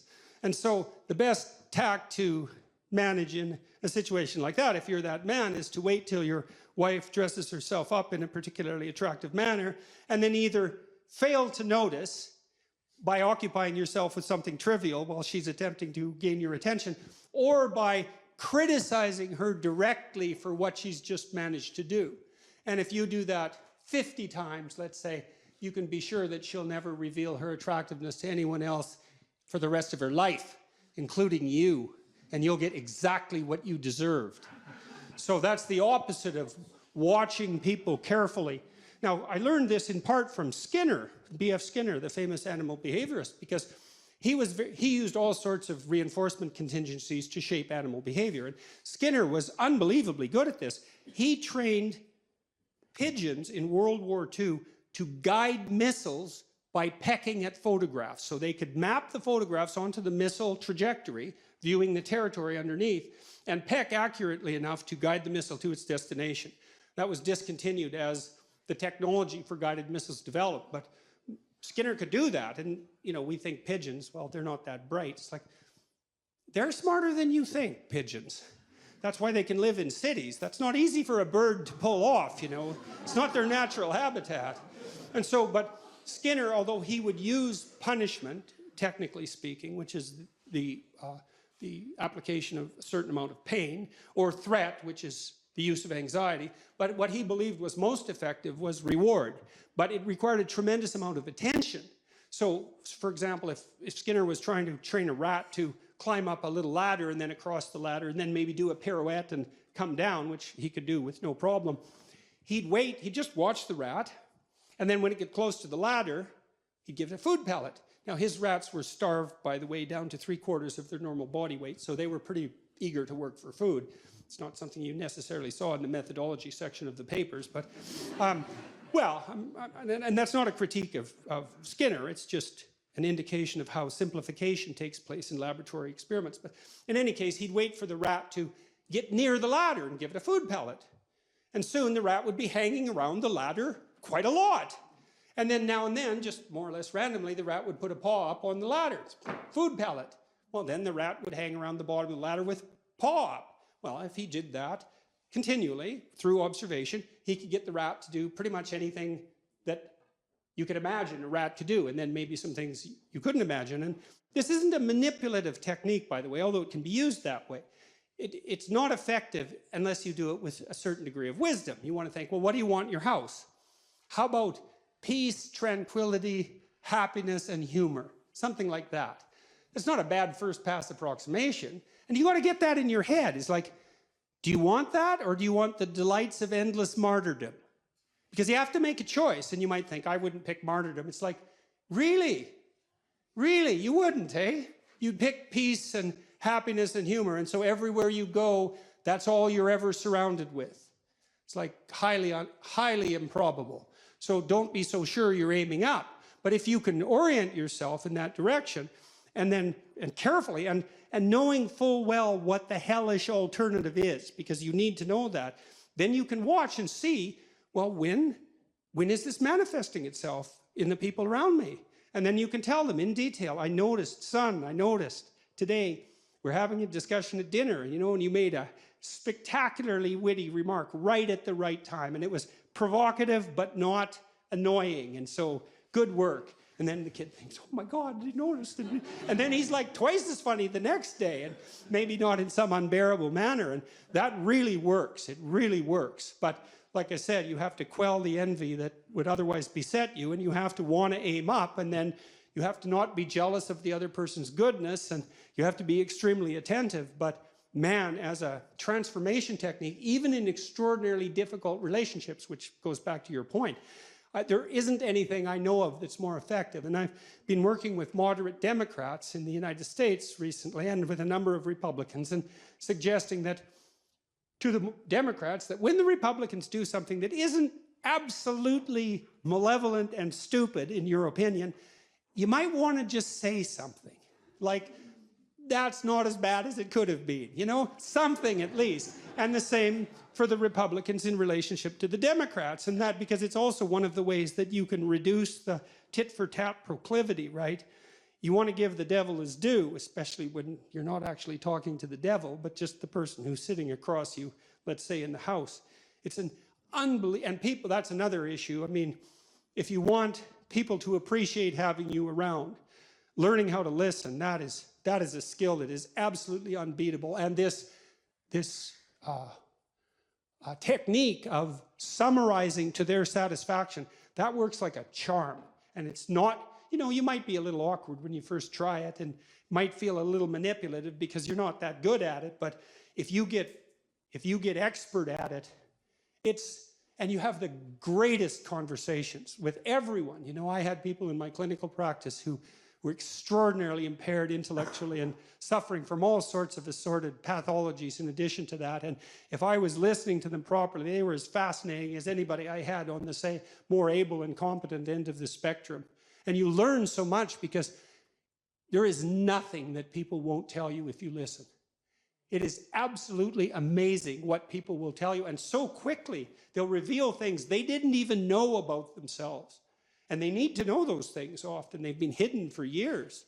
It's so rewarding. And then this use of attentive reward, that's also, it's fun in a game-like sense once you learn to play it, because you're watching. You think, I'll just wait. This person's going to do something good. Sooner or later, it's like, pat, good work. And people are so thrilled that that little manifestation of goodness in their heart that managed to sneak out past their cynicism and boredom was recognized. They're so, what is it? It restores their faith in what's good inside them. It really does. It's unbelievably powerful. And so that can work if you're embroiled in a difficult relationship, you know, and you can't escape easily, or maybe you can't escape on moral grounds. That listening, that helps a lot. You might have to listen a lot, but that use of judicious reward, man, that's a powerful technique. That's that willingness to gaze into the abyss, which is obviously what you were doing when you went to Ukraine. It's like, it's gazing into the abyss that makes you better. The thing is, and this is maybe where Nietzsche's idea is not as differentiated as it became. Sometimes your gaze can be forcefully directed towards the abyss, and then you're traumatized. If it's involuntary and accidental, it can kill you. The more it's voluntary, the more transformative it is. And that's part of that idea about facing death and hell. It's like, can you tolerate death and hell? And the answer is, this terrible answer is, yes, to the degree that you're willing to do it voluntarily. And then you might ask, well, why should I have to subject myself to death and hell? I'm innocent. And then the answer to that is, even the innocent must be voluntarily sacrificed to the highest.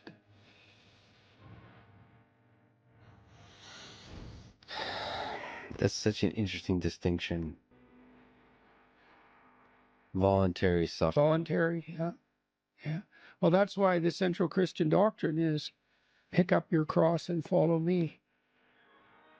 And I'm speaking not in religious terms saying that. I'm just speaking as a psychologist. It's like one of the things we've learned in the last 100 years is voluntary exposure to that which freezes and terrifies you in measured proportions is curative. The first thing I do as a clinician, if someone comes to me and says they're depressed, is ask myself a question. Well, what does this person mean by that? So I have to find out, like, because maybe they're not depressed, maybe they're hyper anxious, or maybe they're obsessional. Like, there's various forms of powerful negative emotion, so they need to be differentiated. But then the next question you have to ask is, well, are you depressed, or do you have a terrible life? Or is it some combination of the two? So if you're depressed, as far as I can tell, you don't have a terrible life.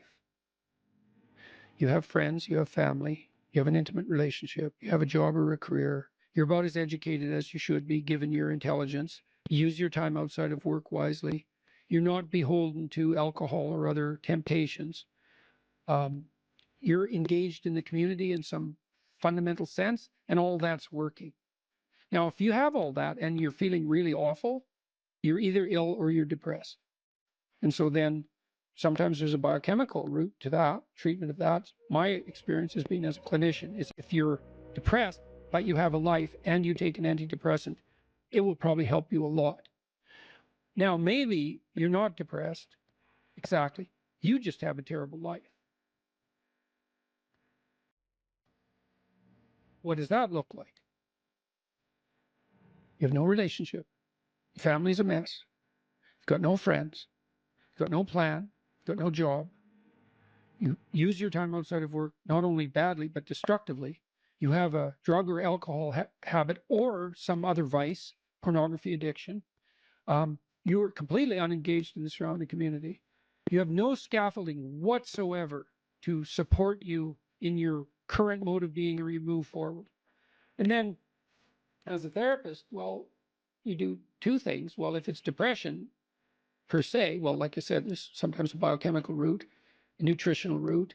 There's ways that can be addressed. It's probably physiological if you're, at least in part, if you're depressed but you have an okay life. Sometimes it's conceptual. You can turn to dreams sometimes to help people because dreams contain the seeds of the potential future. And if your person is a real good dreamer and you can analyze dreams, that can be really helpful. But that seems to be only true for more creative people. And for the people who just have a terrible life, it's like, okay, you have a terrible life. Well, let's pick a front. How about you need a friend, like one sort of friend. Do you know how to shake hands and introduce yourself? I'll have the person show me. So let's do it for a sec. So, yes, hi, I'm Jordan. And people don't know how to do that. And then they can't even get the ball rolling. For the listener, Jordan just gave me a firm handshake. Yeah, as opposed to a dead fish. You know, and there's these elementary social skills that hypothetically, if you were well cared for, you learned when you were like 3.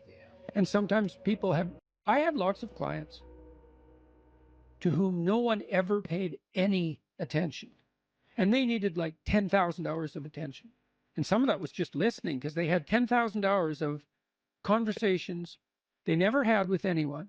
And they were all tangled up in their head. And they had to just, one client in particular, I worked with this person for 15 years.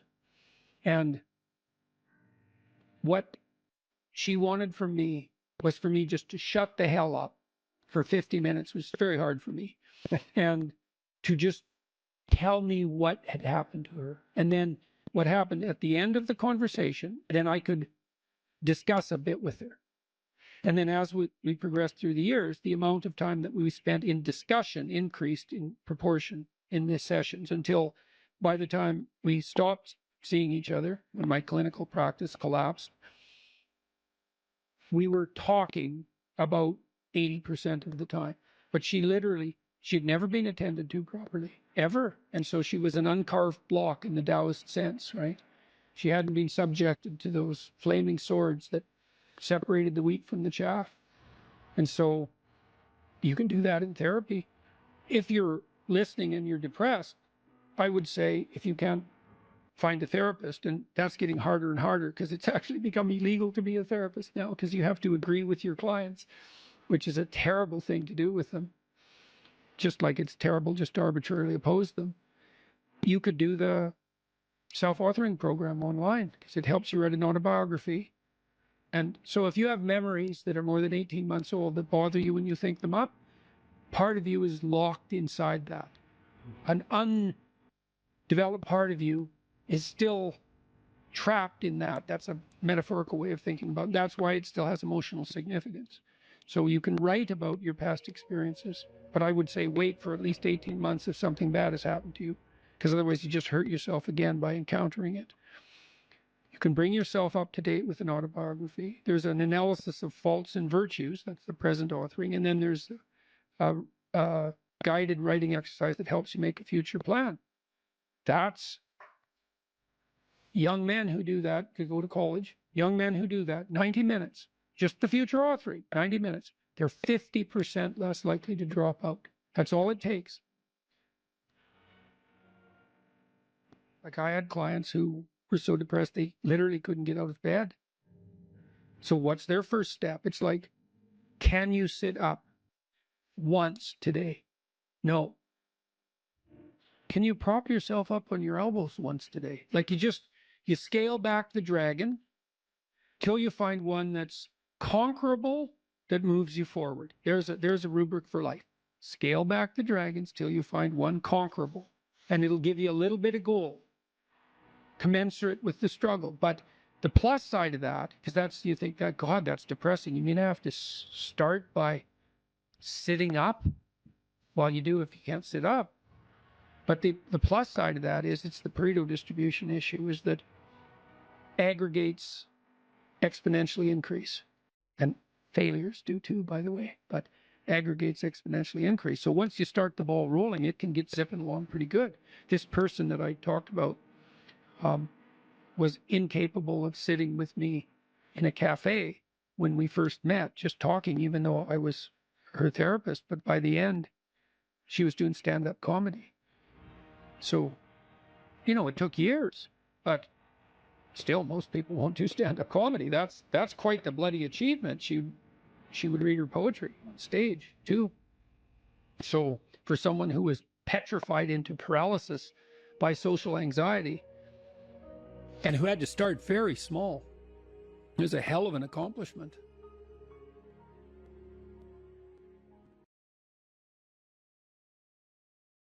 I've dealt with lots of people who have anxiety disorders, you know. And one thing about people who have anxiety disorders is they are not mysterious to me. It's no problem for me to understand why people have anxiety disorders, or why they're depressed, or why they have substance use problems.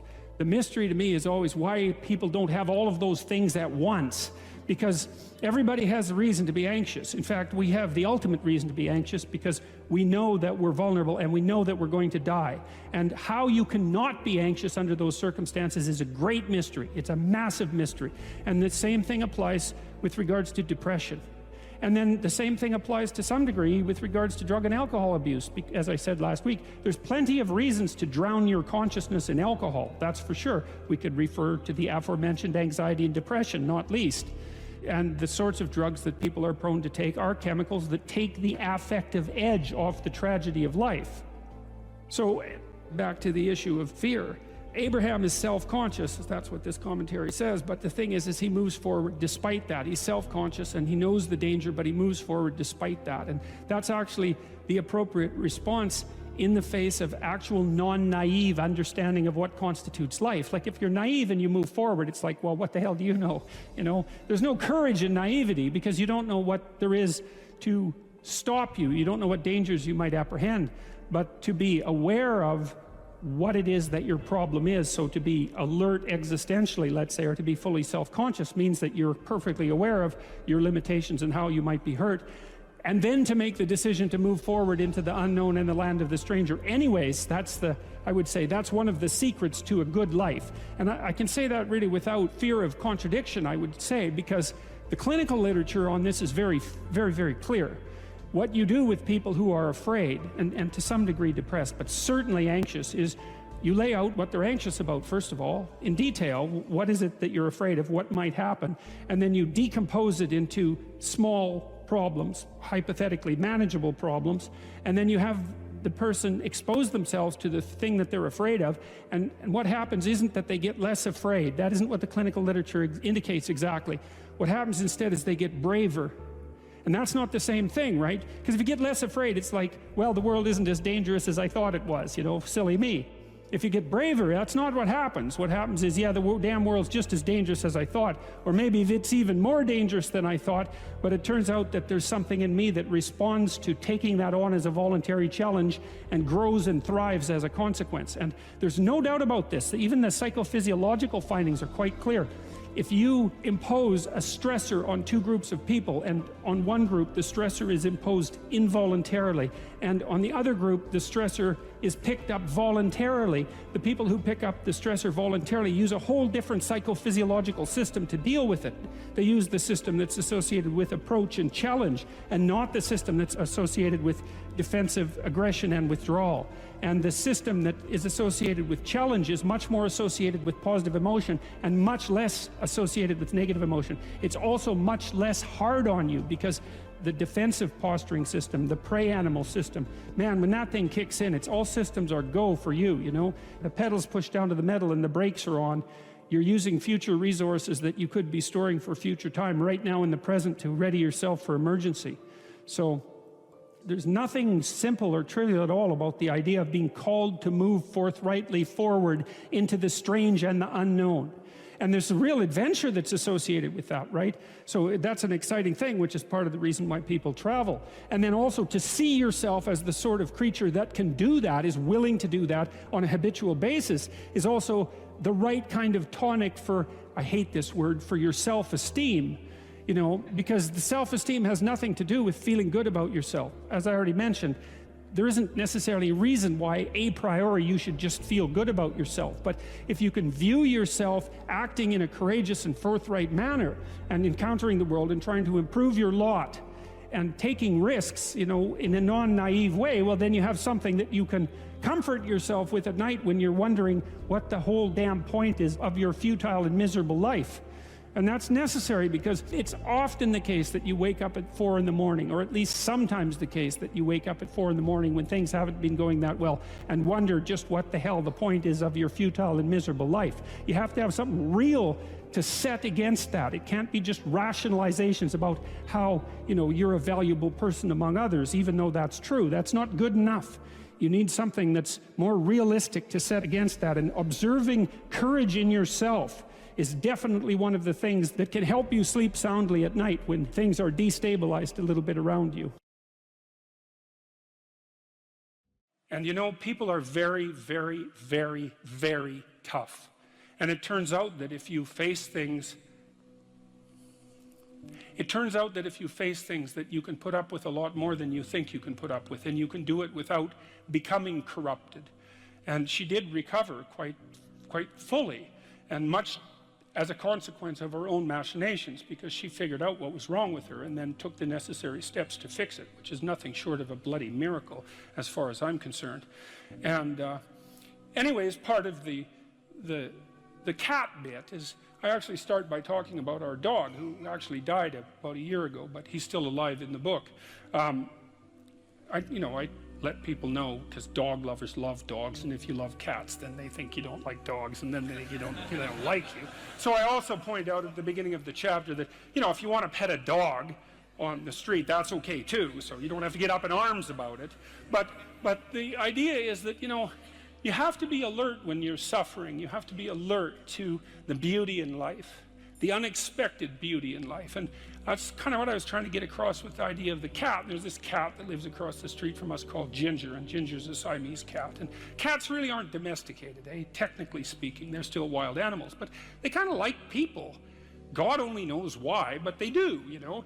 And so Ginger will come wandering over, and our dog looks at her, but they're friends, and she rolls over on his back, and Seiko used to, you know, nose her a bit, and then she'd kind of mosey over and let you pet her if she was feeling like it that day. And you know, you have to look for that little bit of sparkling crystal in the darkness when things are bad. You have to look and see where things are still beautiful and where there's still something that's sustaining. And you know, you narrow your time frame and you be grateful for what you have, and that can get you through some very dark times, and maybe even successfully if you're lucky. But even if unsuccessfully, then maybe it's only tragic and not absolute hell. And you can do that, you know, in the worst situation. You can make it only tragic and not hell. And there's a big gap between tragedy and hell. You know, there's nothing worse at a deathbed than to see the people there fighting. The death is bad enough, but you can take that, as terrible as it is, and make it into something that's absolutely unbearable. And maybe I think, and this is sort of what I closed the book with, this idea is that if we didn't all attempt to make terrible things even worse than they are, then maybe we could tolerate the terrible things that we have to put up with in order to exist, and maybe we could make the world into a better place, you know. And it's what we should be doing and what we could be doing, because we don't have anything better to do. And that's what the book is about. And that's the end of 12 Rules for Life. You most want to find will be found where you least want to look. There's this old story that's from King Arthur, and King Arthur has these knights, right? They all sit around a round table, which means they're roughly equal. That's what the round table means. And they're off to find the Holy Grail, and the Holy Grail is the most valuable object. That's what it means. So they're off to find the most valuable thing, but they don't know what it is, and they don't know where it is. But they know that there's a most valuable thing, so in some sense it's akin to them orienting themselves by the star. And they don't know where to look, and so what they decide is, they have the castle, it's the middle of a forest, and so each knight decides to start looking for the Holy Grail by entering the forest at the point that looks darkest to him. And so what's the idea there? Well, imagine there are things that come easy to you and that you're fond of pursuing. and that you're happy about pursuing. So you've found those and pursued them, and you've mastered them. So you know all that, but then there's another place that you don't want to go. And so you haven't gone there, and you haven't mastered it, and you're very small in comparison to it because you haven't mastered it. And so it has this monstrous aspect. If what you're doing isn't working, it's where you haven't gone that you need to go. And so I can give you another example of this. So let's say you're an agreeable person, and so you don't like conflict and you won't stand up for yourself, and you regard anger and the proclivity to provoke and to engage in conflict as something that's positively terrible. It's not only that you're not good at it, it's actually that it's wrong. So that's where you have to go if you're going to learn how to stand up for yourself. And imagine that you're afraid.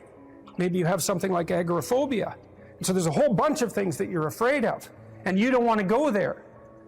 But if you want to put yourself together, then that's exactly where you have to go. And so it's frequently the case that what you want to find is to be found where you least want to find it. And that idea is echoed in the prominent stories of dragons and gold. It's exactly the same idea. The dragon is this terrible thing. It's this terrible predatory thing that lives forever and is very, very wise. And it lives underground, and it'll kill you. It'll burn you up in a second. But it hoards gold. And so you have to go there into the dragon's lair if you're going to get the gold. And that's a representation of people's paradoxical relationship with reality. It's like you have to go out there and confront it in order to incorporate what it has to offer to you. But the probability that that's going to be intensely dangerous and push you right to the limit, first of all, those are actually the same thing. If it didn't push you to the limit, you wouldn't gain anything valuable from it. So you don't get one without the other. You don't get the gold without the dragon. That's a very strange, very, very strange idea. But it seems to be accurate. So all of that's lurking underneath this, in this imagery of the whale. Now, the whale, you can think of the story of Jonah.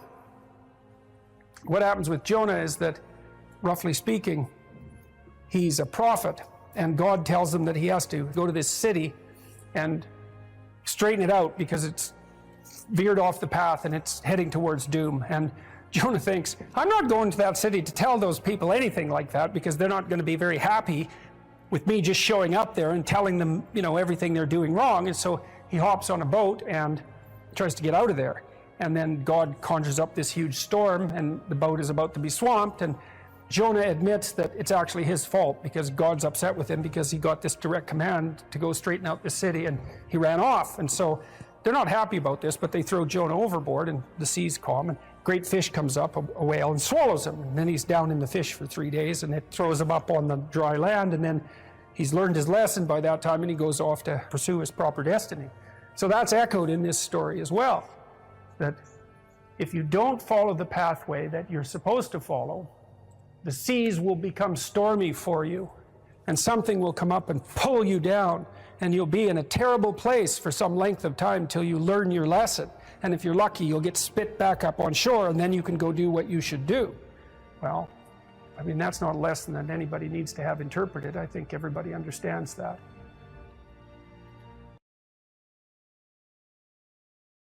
It's funny that philosopher Kierkegaard, you don't usually hear a joke that starts like that, by the way.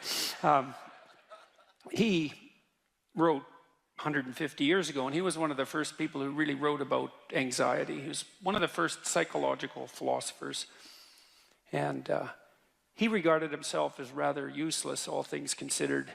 And he wrote a section in one of his books about all the industrialists that were operating in Europe at that time, trying in every possible way to make life easier and easier and more efficient and productive for everyone, which was definitely happening during the Victorian period, and Europe was rapidly transforming into an industrial powerhouse. And he said, someone as useless as him, with an orientation towards being a student who liked to sit and contemplate ideas and talk in cafes and smoke cigars and drink, could never do anything to make anything easier for anyone than everyone was already trying to make it. And so he thought that his task would be to make things more difficult for people, because there would come a time when what people wanted wasn't more ease, but more challenge and more difficulty. And that's really smart, you know, and it's witty and it's true. And one of the things that I've come to understand, I believe, is that,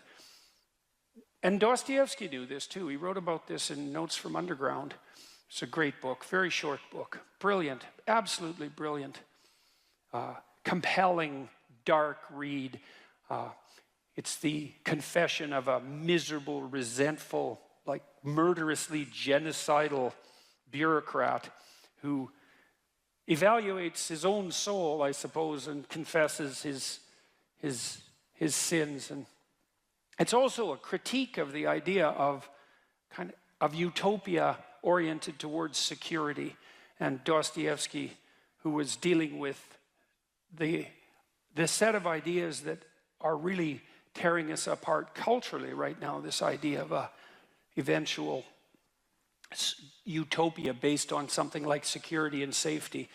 Dostoevsky really objected to that back in, this is like 1860, a long time ago. He said, you know, the thing about people that you don't really understand is that, he said, fundamentally we're ungrateful and we can curse. That's what distinguished us from the animals, which I thought is pretty damn comical. But he said something very interesting, you know. He said, if you set up a utopia so that all people had to do was eat cakes and busy themselves with the continuation of the species, that, yeah, right, Russian humor, you know, that after a surfeit of that, after enough of that, which would happen quite quickly, people would just go mad just to break things, just so something unexpected and remarkable could happen, and that we're not built for security and safety, but for something, well, let's call it adventure, something like adventure. That's a good thing to know, you know, because you don't want to suffer unduly. That seems reasonable. And you might think, because of that, that really what you want is happiness. But then Solzhenitsyn, for example, he wrote about what happened in the Gulag Archipelago under Stalin and said, you know, if your goal is happiness, what are you going to do when the jackboots hammer down your door at 2 in the morning and haul you off to the prison camp, because you're not going to be happy there. And so, you know, happiness is a boat that's easily capsized and the waves are always there. And so if your philosophy is one of, say, impulsive happiness, same sort of thing Dostoevsky was pointing at, and Kierkegaard, then you're not prepared when all hell breaks loose. And all hell, it will absolutely 100% break through at some point in your life. And you're lucky if it won't be decades, you know, it'll certainly be some of it, and it might be a lot of it. And for some of you, it's going to be damn near the whole thing. And so if what floats your boat is happiness, you're going to be capsized by the first decent wave. And so then you might ask yourself, you know, what do you have instead of happiness that might be even more reliable? And I do think that adventure is more reliable than happiness. And in the Old Testament story of Abraham, founder of the Abrahamic faiths, and obviously what would you call it, a crucial figure in the development of world culture, Abraham is presented as a late bloomer, to say the least. It's like 83. People lived longer back then, at least so the story goes. And he had a very rich father by nomadic standards, and he could just sit around in the tent all day. And, you know, a doting mother and a rich father, he could just sit around in the tent all day and eat peeled grapes and busy himself with the continuation of the species. And but, you know, God appears to him and says, get away, get out of your security, get out of your comfort, leave your family, leave your community, leave your nation, go out into the world. And it's a very interesting story. It's very interesting to contemplate it from both a psychological and a religious perspective, because what God is presented as in that book, which is a crucial book for as I said, for world culture, is God is presented as the manifestation of the Spirit that calls even the too secure and pampered to adventure. And then Abraham has a pretty rough time when he goes out and has his adventure. It's not all, you know, Skittles and roses from then on in. Quite the contrary. And he runs right away into like a conspiracy of elites to steal his wife. He runs into tyranny, runs into starvation. He encounters war. It's like he goes out in the world and he has the whole tragedy of his life, both on the social and political front and individually, you know. But the promise is the promise of adventure, and the implication is that if you have a sufficient adventure, then that cannot so much protect you from suffering, because perhaps that is impossible, but to justify it. And because you kind of know this in your own life. When you look at your life, you might look back on travails that you've undertaken, you know, and they've done end-of-life surveys with people and asked them what they regret. And, you know, people don't regret what they did that didn't work. They regret what they didn't do that could have worked. You know, they regret the chances they didn't take. And, you know, even if you do an evaluation of your biography, one of the things that you want to be able to say to yourself is something like, maybe there's nothing better you can say to yourself than this. You can think about this for yourself and see if it's true. That was extraordinarily difficult, but it was worth it. And, you know, it's not like you can have one of those without the other, because you can't imagine that you could have some confidence in what you've managed to accomplish, right? The kind of confidence that would instill you with a certain genuine sense of self-regard despite your fundamental inadequacy. To have that fundamental sense of self-regard that's grounded in something real, it has to be based in a narrative that approximates that was extremely difficult, but it was worth it. You have to have both of those. And so that's interesting, because one of the questions we always ask ourselves, this is the theodicy question, technically. You see the suffering in the world, you see the suffering of children, you see maybe your own children or your suffering, and you wonder, well, how can reality be constituted so that I can have faith in its essence when there is so much suffering? And one answer to that is something like, well, how much suffering do you want? And you might think, none. It's like, yeah, I don't think so. I don't think that's right. You want, at least you want something approximating optimized challenge. So you could say, at least you want to be pushed to your limit.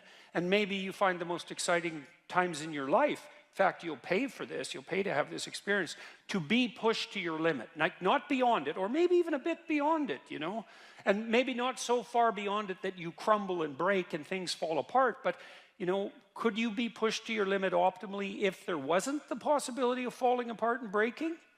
Like, that's an open question. How are you ever going to take something seriously if the consequences aren't actually serious?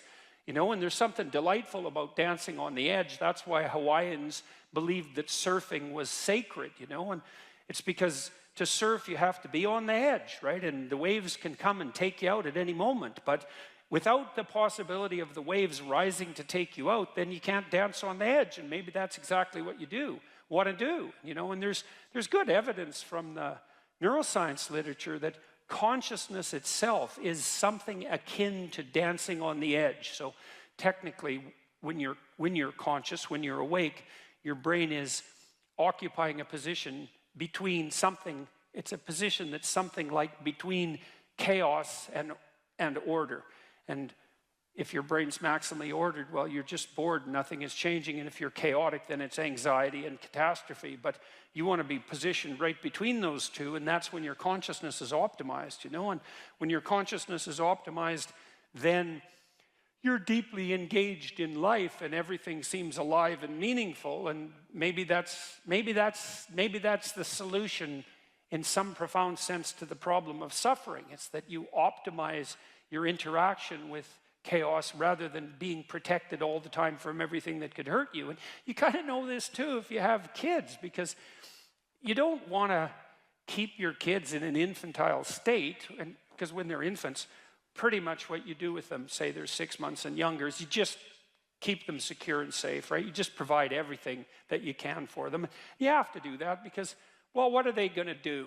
They just lay there fundamentally and squawk now and then. I mean, it's not like they're ambulatory. They can't go out and do things for themselves, and so it's up to you, and your goal is to keep them secure and safe. But once they start being able to move around, then increasingly it's sort of up to them. And if you have any sense as a parent, the psychoanalysts used to say, the good mother necessarily fails. And what did they mean by that? They meant, well, you know, if you're committed to your infant when you're a mother for the first 6 months, it's like it's all the kid, 100%, full self-sacrifice devoted towards the infant. That's the right attitude. But even by 9 months, child can crawl around quite a lot. They're developing something of an independent will. You start handing them challenges. You start handing them responsibility, and you keep them on the edge. And some of your kids are going to be able to be pushed harder than others. And part of the reason you have to develop a relationship with your kids, and your husband for that matter, is so that, you know, you can keep them dancing on the edge, on the proper edge. And that's even better than the mere provision of security. In the future authoring program, which is the one we've done the most research on, so if people do this for 90 minutes badly before they go to college, it'll decrease the probability they'll drop out in the first year by 50%. That's amazing. And it works particularly well for people who are most likely to drop out. So a lot of psychological interventions help the good performers do even better and don't help the bad performers that much. And why do you think it helps them more? Well, I think the good performers already have a bit of a vision and a plan, whereas the bad performers, they're really ambivalent about what they're doing because they don't have a plan. And we'll talk more about why this is so important. So if you don't have a reason to do something, and then a reason not to do it comes up, well, then you'll just not do it, because not doing things is real easy. You can just sit there and not do things all day. Doing things takes effort, and so any resistance is likely to, it pushes back against you. And so going to college, it's like, well, why is that difficult? Well, you have to get up, you have to go to your classes, you have to do the assignments, you have to do the reading, you have to write the tests, you have to believe that this path is somehow better than any other path you could be on, and there's innumerable other paths, and that it's better in some fundamental sense than just doing nothing or playing games or being purely hedonic. So there's a lot of, because it's difficult, there's a lot of obstacles. And if you don't have a reason, well, why would you overcome the obstacles? And so what happens when you do the future authoring program is two things. Is first of all, you construe yourself as the sort of person who could have a reason, right? Who could make a vision and impose it on the world. And how do you do that? Well, and then second, you actually develop a vision. Okay, so the first thing the program asks you to do, and it's got a biblical element to it in some fundamental sense, although that wasn't so explicit when we first developed it, but I came to realize that later. There's a statement in the Gospels. Christ says to his followers, ask and you'll receive. Knock and the door will open. Seek and you'll find. And you listen to that and you think, no way, man, it can't be that easy. Well, it's that easy. Because let's think about what wanting means. You want something. You want to find, so you'll seek. How hard are you going to seek? You know, maybe you're after the Holy Grail, right? Or you're after the gold in the dragon's lair, or the jewel in the toad's head. You're after something that's guarded by some monstrous figure. You're going to seek? How committed to that are you? And there's a total commitment in that in a fundamental way. It's like you should be humble enough to be open to learning, to radical transformation, to the probability that you're really wrong if you're not finding what you're seeking, and the willingness to sacrifice virtually everything of lesser value for that goal. Otherwise, you do not want it. You did not ask. You are not seeking. You did not knock on the door. Well, this is the development of a vision. Now, you can construe consciousness as the implementer of the vision in the broadest sense. So what we really confront as human beings isn't a deterministic world that runs like clockwork, that the past pushes forward in an algorithmic or deterministic manner. That isn't how the world works. The way the world works is that we confront a horizon of possibility that's not predictable. It's somewhat predictable the way a musical piece is predictable. So it's rule governed, but it's not predictable in a deterministic way. And it's full of possibility and potential. That's actually its nature. It's potential in its nature. And to maximize our the quality of our interaction with that potential, we have to impose a vision on it and then pursue the vision. And so when you do the future authoring program, well, that's what you're trying to do, is develop a vision. So here's the first exercise. It's like, okay, here's the deal, all right? You get to have what you need and what you want. Maybe even better, you get to have what you need and want if you were treating yourself properly. So imagine, first of all, that you were treating yourself properly because you actually cared for yourself. Okay, and say you don't. Yeah, well, you don't. How do you help somebody? Well, you at least ask them to open the door to the possibility that maybe they could. So just imagine that you did. Not that you are, that you could, but that you tried.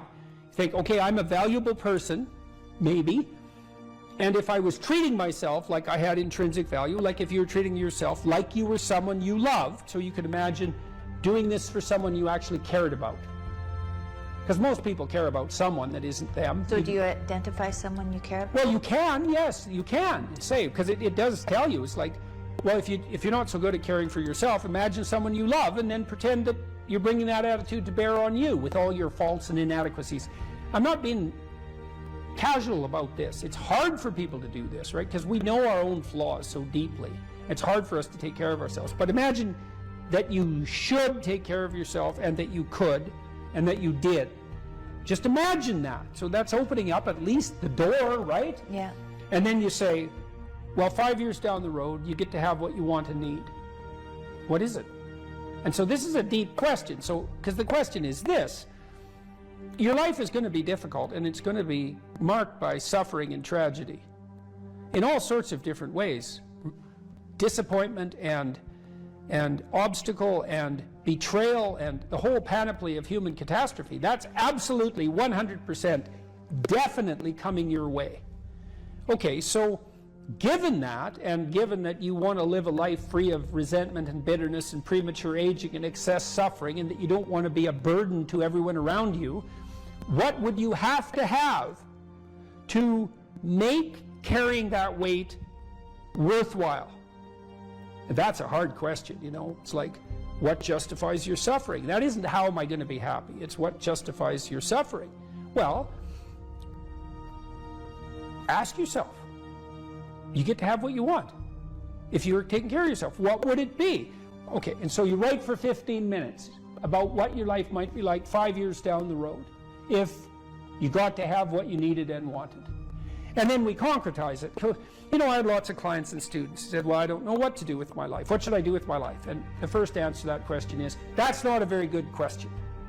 Because it's like, what, do you want a one-line answer to what you should do with your life? Like, life is everything, and you want a one-line answer to everything. No. Bad question. You can imagine a desirable future, but it helps to particularize it. So one of the things you might ask is, where do people find meaning? And the answer is, well, in multiple places. Here's some places people typically find meaning. So if clients came to me and they were depressed, first of all, I'd try to find out, are you depressed? Or do you just have a terrible life, or some combination of those two? And you might ask, what's the difference? And that's a really good question. If you're depressed, you have a good life, but you're suffering. So what would it mean that you have a good life? Well, it means somewhat different things to different people, but you can kind of triangulate on it. Probably you have an intimate relationship, or at least you have the prospects of one. So at least you want one, and you believe that maybe you could have one if you don't have one, and probably if you have a good life, you have one. You have some friends. They're real friends, right? You have some family members, children perhaps, if not children, parents and siblings, or perhaps both, grandchildren. You're nested inside a family, and your relationships with your family are desirable. You have a job or a career, and so if it's a job, well, then it's hard, and maybe you wouldn't have picked it as a vocation, but at least maybe you have good relationships with your coworkers, and you're doing something difficult, but that's actually socially productive and useful and generates an income. So that's not nothing. You're educated to the level of your intellectual capability, or you have plans to do so. You're taking care of yourself mentally and physically, and you have a strategy for dealing with the realm of signal temptation, drug and alcohol abuse and sexual misbehavior and that sort of thing. And then we've added one more recently, at least conceptually, that you've adopted a certain degree of civic responsibility, right? You're participating in the broader community in some manner. And if you're doing none of those, my life is meaningless. Are you doing any of these? No. Well, that's why it's meaningless. Those are the domains of meaning. And so, if you're miserable and you have none of those things, the first thing to do, if you're a cognitive behavioral therapist with someone, is to say, well, how about we work on like one of these things to begin with? You know, you need some friends. You need to get out in the dating market. You need a job or a better job. You need an educational plan. Like, you don't have a life, so of course you're miserable, because without sustaining life, without sustaining meaning, life is just tragedy. And so your lot is misery. And so anyways, we ask people to go through these 8 different domains and say, okay, you can have what you want, but you have to aim at it. Sin means to miss the mark, by the way. It means to miss the target. That's what takes you away from God, is to miss the target. What target? Yeah, right. What target? Right. You got to at least know there's a target, then you got to try to hit it. You know, and maybe you don't even know where the target is, but your aim isn't good, but at least you've set up a target now, and you can practice. And so, well, if you had an intimate relationship, what would it look like? If you had some friends, how would you like those friendships to be conducted? If you had a job or a career, what could it be if you had what you wanted?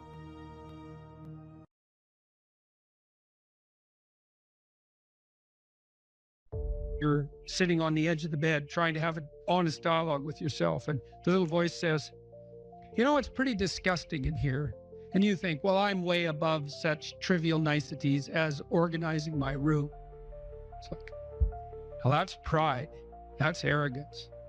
If you're above organizing what's actually yours, how in the world are you ever going to organize anything else? And so you get on your knees and you think, well, it's time to, you know, take a brush to the toilet. And maybe that's where you start. And that works. Like, that works. You start making those micro improvements, like real micro improvements, real on the ground, actual micro improvements to things you know that are wrong, you'll improve unbelievably rapidly. There's always people out there who are doing far better than you on pretty much anything you want to imagine.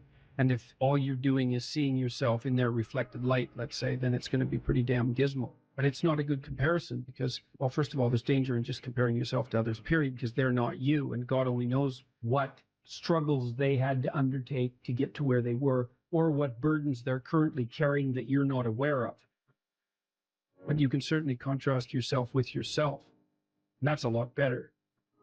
It is the only way. Well, it's also the only way of really measuring anything approximating proper improvement. You can actually tell when you're a little better than you were yesterday. Right. And you can actually do that. That's another thing that's so interesting about it, is that you can actually make yourself a little better in some way, pretty much. Well, I don't know if it's at every moment, but you can certainly do it every day. Let's say you want to become who you could be in the fullest sense. So let's say you're someone who's going to solve some serious problems. Okay, the first thing you have to do is admit to the seriousness of the problems. That's no joke. And so the first thing is just the terror of the problem itself. And that's enough to paralyze you, right? And that's the Hydra, that's the Gorgon with the head of snakes. It'll paralyze you and turn you to stone. That's the basilisk in the Harry Potter series. Mm-hmm. You look at it and it turns you to stone and lurks underneath everything, right? And it's malevolence and tragedy. And so there's that. And then the next is, well, you're going to take responsibility for that? You're really going to do that, are you?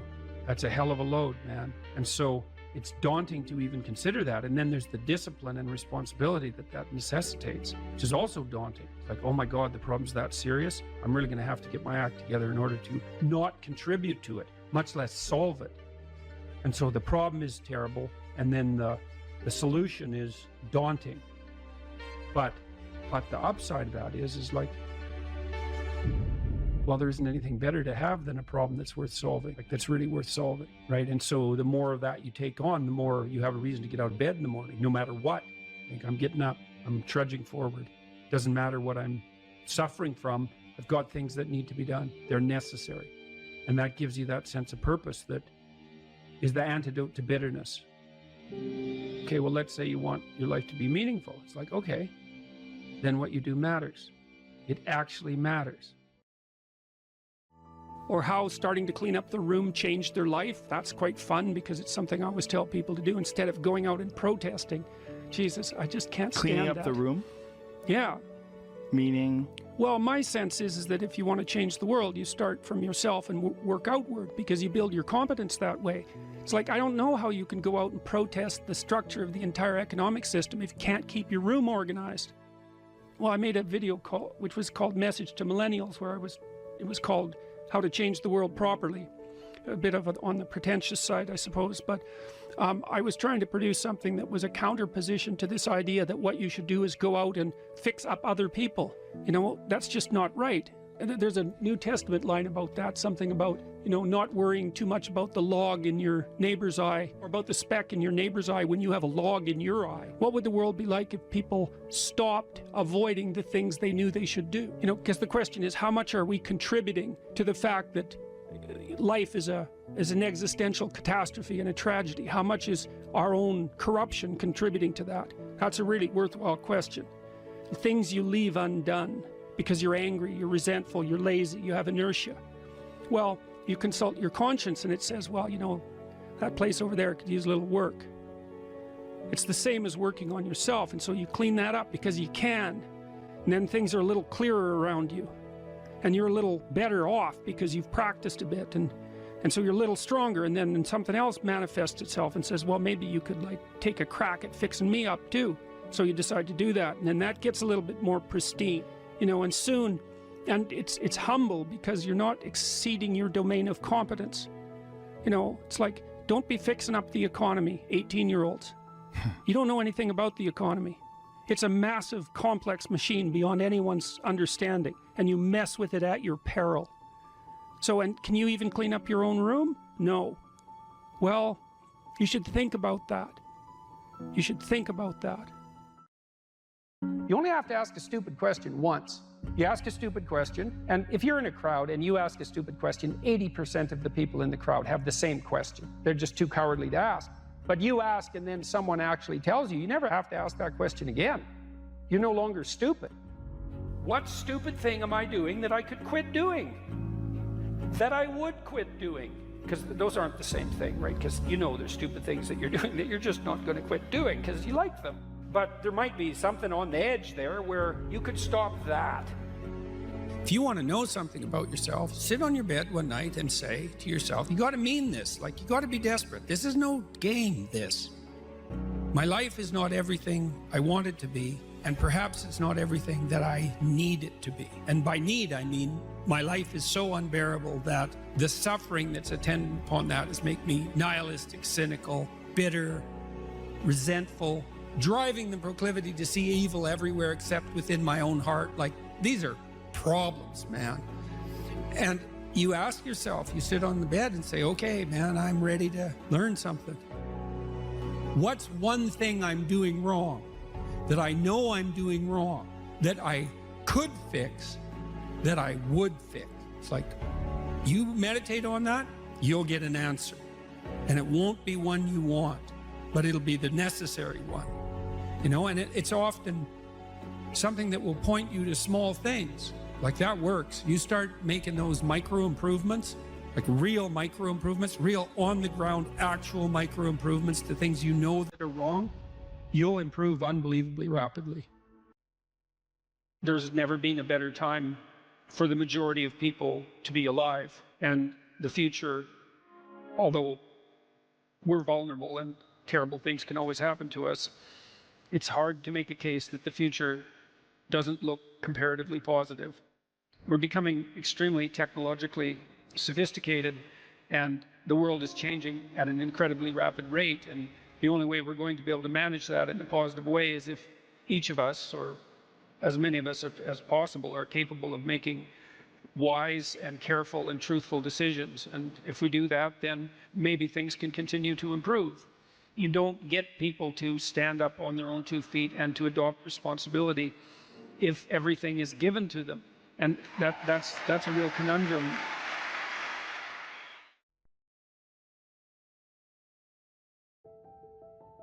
What emotion do you feel when you're going to approach someone you're very attracted to and there's an extremely high probability that she's going to tell you to disappear? Right, exactly, absolutely, because it's a real judgment, right? We're going to see a movie called Crumb where you'll see this in great detail, but it's a real judgment. It's like the best judgment is, well, I don't mind your physical presence, but your genes should definitely not survive another generation. Right, and that's sort of generally translated into, I think we should just be friends. Right, you know, and you can blow that off, and people do, and you have to, because it's part of being polite and civilized, but you know, let's make no mistake about it. There is no more fundamental judgment than that. So, paralysis. And there's no shortage of men, I mean, who are absolutely terrified of women. I mean, I've had many of them in my practice, you know. I had one guy, he was so terrified of women he couldn't even talk to them on the phone. It's more common than you think. So, but it's generally manifested by men who no one cares about, so it's generally irrelevant. So, well, it's the case. It really is the case. I'm not kidding. They're low status men. You know, they're people that are generally regarded as losers, and there isn't anybody who really gives a damn about what happens to them one way or another, and there's a lot more men in that category than there are women. Women are in all sorts of, you know, social categories that cause them misery and distress, but that one seems to be predominantly male. One of the things I'm going to do when we talk about Freud is I'm going to show you this movie Crumb, which I just told you about, and it's a very rare thing because it shows you the world from the perspective of very intelligent male losers, and that's just not a perspective you ever see, because it's the winners that tell the stories about their life. It's like, who the hell cares about the life of a loser? But this movie is about a loser who became a winner, and you know, almost as an act of revenge, and it's great, great examination of the Oedipal complex. Remarkable. Women select men. That makes them nature, because nature is what selects. And so, you know, you can say, well, it's only symbolic that women are nature. It is, not in some sense, is the gatekeeper to reproductive success, and you can't get more like nature than that. In fact, it's the very definition of nature. So, as I said, there are lots of reasons why these symbolic representations are set up the way they are. Alright, so that's the great mother, nature. The queen, the matrix. The matrix is something from which all things form. Same root word as matter, mother, all the same root word. The matriarch, the container, the cornucopia, the object to be fertilized, the source of all things, the fecund, the pregnant. There are more parts of the associational network. The strange, the emotional, the foreigner, the place of return and rest. The deep, the valley, the cleft, the cave, hell, death, and the grave, the moon, ruler of the night and the mysterious dark, and matter and the earth. So those aren't necessarily associated with femininity, but they're typically associated with femininity from a symbolic perspective. You know, so like generally, like a witch in a movie doesn't come riding out of the full bright sun at noon, right? That just doesn't happen because it doesn't make sense. It's a dark thing. And so if you saw that occurring in the light in a movie, you'd think, you know, what the hell's going on here? That doesn't make sense. And the reason it doesn't make sense is because it violates the complex, the symbolic complex. So those are female denizens of the underworld and hell. Very pleasant creatures. It's like Medusa with the head of snakes, you know. And if you ask, you know, why would a woman have a head of snakes in reference to a man? And that's really simple. I bet there are men here who know the answer to that. I don't know what you guys think about this, but I was pretty happy when I thought this up, and it took me a long time. So, if you think about the world in Darwinian terms, right, it's a struggle for survival and reproduction, which are basically the same thing. Survival is you, but reproduction is the survival of your genes. So it's a survival issue over very long spans of time. Okay, what do we call the selection mechanism? Right, natural selection, right? It's nature who does the selection. Okay, so let me tell you something that makes female humans different than female chimps. I mean, there's lots of things that do, but so, but here's an important one. If you look at which male in a chimp troop fathers most of the offspring, it's the dominant male. But the reason for that isn't because the female chimps sort of flock around the dominant male. Now that happens in other species, but it doesn't happen with chimps. What happens is the dominant male chases all the subordinate males away, and will interfere with any sexual behavior they manifest. It'll chase them away. The females, though, are perfectly happy to mate with a subordinate male if they're in heat and they get the opportunity. So they go into heat, which is something that doesn't happen with female humans, and they really don't care who they mate with. Okay, female humans are much different than that. They're picky. So they're choosy. It's a big deal. It's a big deal that they're choosy. Women also seem to evaluate men for their fitness. Now, so, lots of men have no sexual partners and they have no children. That's not the case with women. Almost all women have one child or more. And it's a rare woman indeed who cannot find a sexual partner. Some of you undoubtedly have already experienced what it's like to be possessed by a particularly stupid idea. You know, so maybe you've grown out of one or two of the stupid ideas that possessed you, or maybe you're possessed by an attraction to someone you can't control, or you can't control your eating behavior, or you're a pushover when it comes to interpersonal interactions because you're too agreeable, or you fly off the handle and fight, and none of this is really under your control. And so all of those things that manifest themselves not only in your behaviors but in your perceptions themselves, they tend to take on embodied form and use you as the vehicle for their activity. So, when you're thinking about something like anger, for example, think about how it works, because it's quite peculiar. What must someone generally do? How must someone generally act if you're going to be angry at them? They have to be irritating, right? They have to provoke you in some way. Well, the mere fact that you perceive what they're doing as irritating or provoking doesn't ensure that anyone else would have thought about it, or that that's what they meant, or that that's what's happening. And my point is, it's very important to think about these complexes of ideas as subpersonalities, because otherwise you really don't get what they're like.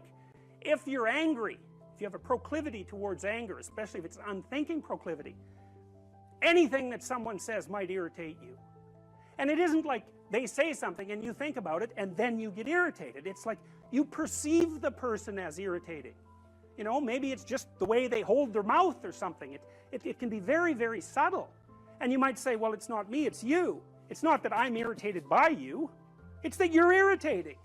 And that, that's a very difficult thing to settle, because the reality is somewhere between the subjective and the objective, right? A lot of arguments that you'll have with people throughout your life are about exactly that. Are you irritating or am I oversensitive? It's like, well, we're going to hash that out for a good long time before we figure it out. But the point is that if you're possessed by an emotional state or a motivational state or an idea or some kind of complex, you'll see the world through its eyes. And then the facts reveal themselves to you through the lens of that particular set of ideas. So it's a very frightening idea, because we like to think of ourselves as masters of our own house, which is completely clueless, because it's obvious if you watch yourself for like a month that you hardly ever do what you tell yourself to do, when you're liable to do all sorts of other things that you don't even want to do. Because you say, well, I'm going to go to the gym 3 times a week and I'm not going to drink, and maybe there's this person I'm not going to associate with, and then you don't go to the gym and you find that person and you go out and drink with them, and you think, what the hell's going on, but you're not the sort of person that will do what you say. And so, like, what sort of person are you? Well, that's a psychoanalytic question. It's a deep one, because you're a peculiar thing, and there's parts of you that are really, really, really old, and the sort of naive you, the naive young you that you think of yourself as is like a little piece of flotsam in an ocean of complexity, and the ocean of complexity is you. And part of diving down into the depths is to start to understand what it means to be human, and like whatever that means, it's the one thing you can say about it for sure is that it's bloody peculiar. What's the difference between men and women? Well, how do they differ? Well, the first thing we might observe is that if you look at personality differences between prepubescent boys and girls, they're not very large. Boys and girls don't differ in terms of their trait neuroticism, for example. What happens is that when puberty kicks in, women's trait neuroticism rises, and it stays higher than men for the rest of their life. And this is why you see this reflected in the different kinds of psychopathology that beset the two sexes. So men are overrepresented in alcoholism, drug abuse, antisocial personality, and a host of learning disorders, as well as attention deficit disorder. And women are overrepresented in depression and anxiety, primarily. that seems to be tightly associated with higher levels of trait neuroticism, because maybe it's, if you're at the 95th percentile or higher, let's say, in trait neuroticism, there isn't much difference between that and being somewhat prone to depression and anxiety. And because the curves overlap, you know, the curves aren't identical, the normal distributions are identical for men and women, you tilt the one to the right, to the women's curve to the right towards higher levels of neuroticism. You go out and you look for the person in 20 who has the highest levels of negative emotion. It's much more likely to be female than male. Okay, so let's see if we can figure out why. So I'm going to tell you some things, basic differences between men and women, and you can tell me what you think about it if you agree or disagree. Okay, first, size differential emerges between men and women at puberty, right? Because boys and girls are roughly the same size and roughly the same strength, but men get bigger at puberty when the testosterone kicks in, and more importantly, not only do they get taller and heavier, but their upper body strength is much higher. And that's a real issue for combat, because human beings punch. There's other animals that do that. Kangaroos do that too, eh? So we're not the only people that punch, but we have clubs on the ends of our arms. And so that's how we defend ourselves. And so if you have a lot of upper body strength, especially across the shoulders, and you're heavier, then you can step into the punch and it's a lot more devastating. Now, it is the case that if you look at the statistics for physical altercations in marriage, women attack their husbands more often than the husbands attack their wives. Well, you think, why is that? Well, let's assume that there isn't any reason other than both people in a relationship can get upset, and the women know that if they hit their husbands, nothing's really going to happen, right? Because if you're if you're a woman about that high and your husband is, say, my height, unless you hit me with an object or something that's sharp, the probability that you're going to do me any serious damage is pretty low. You might hurt me, but if I do the reverse and hit you, and I really hit you, and so the reason, at least one of the reasons why women can be more physically aggressive in minor ways in a relationship is because everyone knows, the wife and the husband equally, that the consequence of the physical aggression is much more limited. So men do more serious damage to women, but women are more aggressive in relationships. So that's interesting. So okay, so there's a body size difference that's important, a strength differential that's important. Next thing, I think, so let's assume that the reason that women are higher in sensitivity to negative emotion is because the world is actually more dangerous to women, right? Because that would be the most logical reason why there would be a sex difference in something like fear or sensitivity to punishment. Well, first, there's the danger of physical altercation. Second, there's the sexual danger. So women become sexually vulnerable at puberty. And why do I say vulnerable? Well, it's straightforward. It's because the cost of sex for women is way higher than it is for men. And it certainly has been throughout our evolutionary history. Because if a man has an unwanted sexual encounter, well, then he walks away and maybe he's persecuted by the state or prosecuted by the state for it. But if a woman has an unwanted, unwarranted, or incautious sexual encounter and she ends up pregnant, then, well, in traditional societies, you're just done. And even in modern societies that are rich like ours, I don't have to go into that. It's big trouble. No matter what you do about it, it's big trouble. So being more nervous about that makes perfect sense. But then here's the last thing. And I think that women's nervous systems are not adapted to women. I think women's nervous systems are adapted to the mother-infant dyad. And because you are not the same creature when you have an infant, not at all. You're way more vulnerable. And it's partly because you have to express the vulnerability of the infant and you also have to care for it, right? So you think about an infant, especially under 9 months. So let's say, how are you going to be wired up if you're going to optimally care for an infant under 9 months? And I'm saying under 9 months because women generally do the bulk of childcare for infants who are under 9 months old. And part of the reason for that, there's a whole host of reasons, but part of the reasons for that, obviously, is that they breastfeed. But imagine what you need to be wired up biologically in order to care for an infant. First of all, they're very demanding, right? Because they're completely helpless, and they're demanding 24 hours a day, and it's quite a emotional load. And an infant under 9 months is never wrong, right? What you do to an infant under 9 months is when they're in distress, you always respond. You never tell the infant, get your act together and stop whining, right? Which you can do, say, to a child that's 18 months old. You can start having that sort of conversation. But under 9 months, it's like nothing is the infant's fault. It's surrounded in an extraordinarily threatening world, and you have to be responsive to what it needs, regardless of what you want, and you have to be very sensitive to the threats that emerge in the environment. And so I think the price that women pay for that ability to have an intimate relationship with infants in the very earliest stages of development is that their nervous systems are actually wired so that they can perform that role optimally.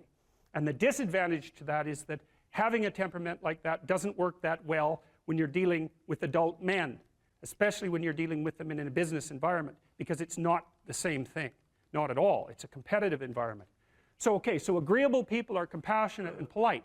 What are disagreeable people like? They're tough-minded, they're blunt, they're competitive, and they won't do a damn thing they don't want to do.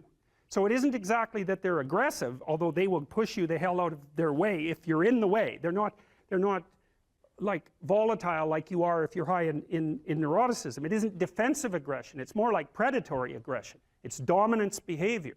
And so for someone who's highly disagreeable, they look at the world as a place in which they can compete and win.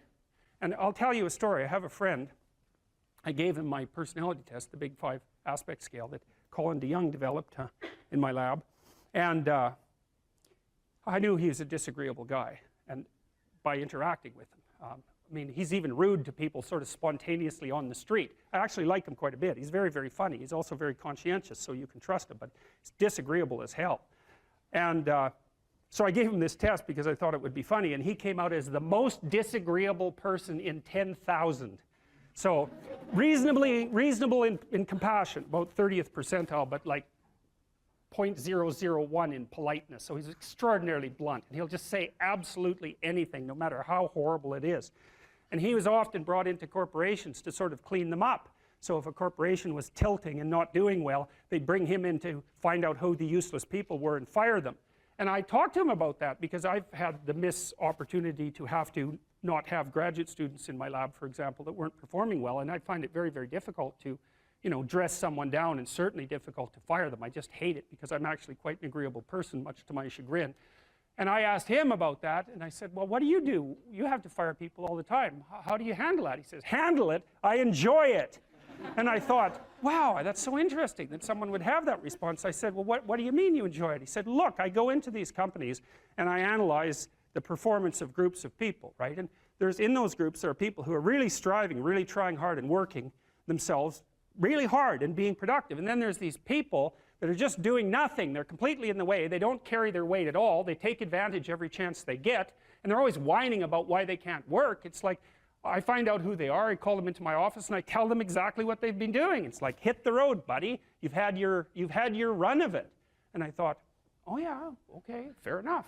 You know, well, I can tell you, you know, I've had situations in my lab where I had underperforming graduate students. And one of the things that was really awful about that was that it was really hard on the high-performing graduate students, you know, because they felt that even being in the same category as the people who weren't working hard and pulling their weight devalued what they were doing, you know, and that's exactly right. And so this is also why there's a conscientiousness trait and an agreeableness trait. Because conscientious people judge you on your accomplishments, right? They don't give a damn about your feelings, not a bit. It's like, are you doing the work or not? Whereas agreeable people think, well, you know, your mother's sick, and you know, you've got a bunch of family problems, and we all have to take care of each other, and it's no wonder that you're having a rough time. And like, you can't say that one of those attitudes is correct and the other isn't correct. You can't say that. There wouldn't be those two dimensions if there wasn't something correct about both of them. But you can certainly point out that often they conflict, you know, and so the demand for inclusiveness and unity and care, and the demand for high-level performance in a hierarchical structure, they're very different orientations in the world. And so it's complicated for people who are agreeable and conscientious. And actually, I think often that large corporations and large institutions of any sort run on the unheralded labor of people who are high in agreeableness and high in conscientiousness, and they're disproportionately women. And my experience in large institutions has been that if you want to hire someone to exploit appropriately, no, not appropriately, if you want to hire someone to exploit productively, you hire middle-aged women who are hyper-conscientious and who are agreeable, because they'll do everything. They won't take credit for it, and they won't complain. And that's nasty, and I think that happens all the time. And so one of the things you have to be careful of if you're agreeable is not to be exploited, because you'll line up to be exploited. And I think the reason for that is because you're wired to be exploited by infants. And so that just doesn't work so well in that actual world. And one of the things that happens very often in psychotherapy, you know, people come to psychotherapy for multiple reasons, but one of them is they often come because they're too agreeable. And so what they get is so-called assertiveness training, although it's not exactly assertiveness that's being trained. What it is the ability to learn how to negotiate on your own behalf. And one of the things I tell agreeable people, especially if they're conscientious, is say what you think. Tell the truth about what you think. There's going to be things you think that you think are nasty and harsh, and they probably are nasty and harsh, but they're also probably true. And you need to bring those up to the forefront and deliver the message. And it's not straightforward at all, because agreeable people do not like conflict. Not at all. They smooth the water. You know, and you can see why that is in accordance with the hypothesis that I've been putting forward. You don't want conflict around infants. It's too damn dangerous. You don't want fights to break out. You don't want anything to disturb the relative peace. You know, and if you're also more prone to being hurt physically and perhaps emotionally, you're also maybe loath to engage in the kind of high-intensity conflict that will solve problems in the short term, because a lot of conflict, it takes a lot of conflict to solve problems in the short term. And you know, if that can spiral up to where it's dangerous, which it can if it gets uncontrolled, it might be safer in the short term to keep the waters smooth and to not delve into those situations where conflict emerges. The problem with that is it's not a very good medium to long-term strategy, right? Because lots of times there are things you have to talk about because they're not going to go away. And so partly what you do with agreeable people is you get them to figure out, and they have a hard time with this too. If you ask a disagreeable person what he wants, say, or she wants, they'll tell you right away. They know. It's like, this is what I want and this is how I'm going to get it. But agreeable people, especially if they're really agreeable, are so agreeable that they often don't even know what they want, because they're so accustomed to living for other people and to finding out what other people want and to trying to make them comfortable and so forth, that it's harder for them to find a sense of their own desires as they move through life. And that's not, look, there's situations where that's advantageous, but it's certainly not advantageous if you're going to try to forge yourself a career. That just doesn't work at all. You know, if you take people, and I've told you this, and you expose them voluntarily to things that they are avoiding and are afraid of, you know, that they know they need to overcome in order to meet their goals, their self-defined goals. If you can teach people to stand up in the face of the things they're afraid of, they get stronger. And you don't know what the upper limits to that are, because you might ask yourself, like, if for 10 years, if you didn't avoid doing what you knew you needed to do, by your own definitions, right, within the value structure that you've created, to the degree that you've done that, what would you be like? Well, you know, there are remarkable people who come into the world from time to time, and there are people who do find out over decades-long periods what they could be like if they were who they were, if they spoke their being forward. And they get stronger and stronger and stronger, and we don't know the limits to that. We do not know the limits to that. And so you could say, well, in part, perhaps the reason that you're suffering unbearably can be left at your feet, because you're not everything you could be, and you know it. And of course, that's a terrible thing to admit, and it's a terrible thing to consider, but there's real promise in it, right? Because it means that perhaps there's another way that you could look at the world, and another way that you could act in the world, so what it would reflect back to you would be much better than what it reflects back to you now. And then the second part of that is, well, imagine that many people did that, because we've done a lot as human beings. We've done a lot of remarkable things, and I've told you already, I think before, that today, for example, about 250,000 people will be lifted out of abject poverty, and about 300,000 people attached to the electrical power grid. We're lifting people out of poverty collectively at a faster rate that's ever occurred in the history of humankind by a huge margin. And that's been going on unbelievably quickly since the year 2000. The UN had planned to have poverty between 2000 and 2015, and it was accomplished by 2013. So there's inequality developing in many places, and you hear lots of political agitation about that. But overall, the tide is lifting everyone up, and that's a great thing. We have no idea how fast we can multiply that if people got their act together and really aimed at it. Because, you know, my experience is with people that we're probably running at about 51% of our capacity. something, I mean, you can think about this yourselves. I often ask undergraduates how many hours a day you waste or how many hours a week you waste. And the classic answer is something like 4 to 6 hours a day. You know, inefficient studying, watching things on YouTube that not only do you not want to watch, that you don't even care about, that make you feel horrible about watching after you're done. That's probably 4 hours right there.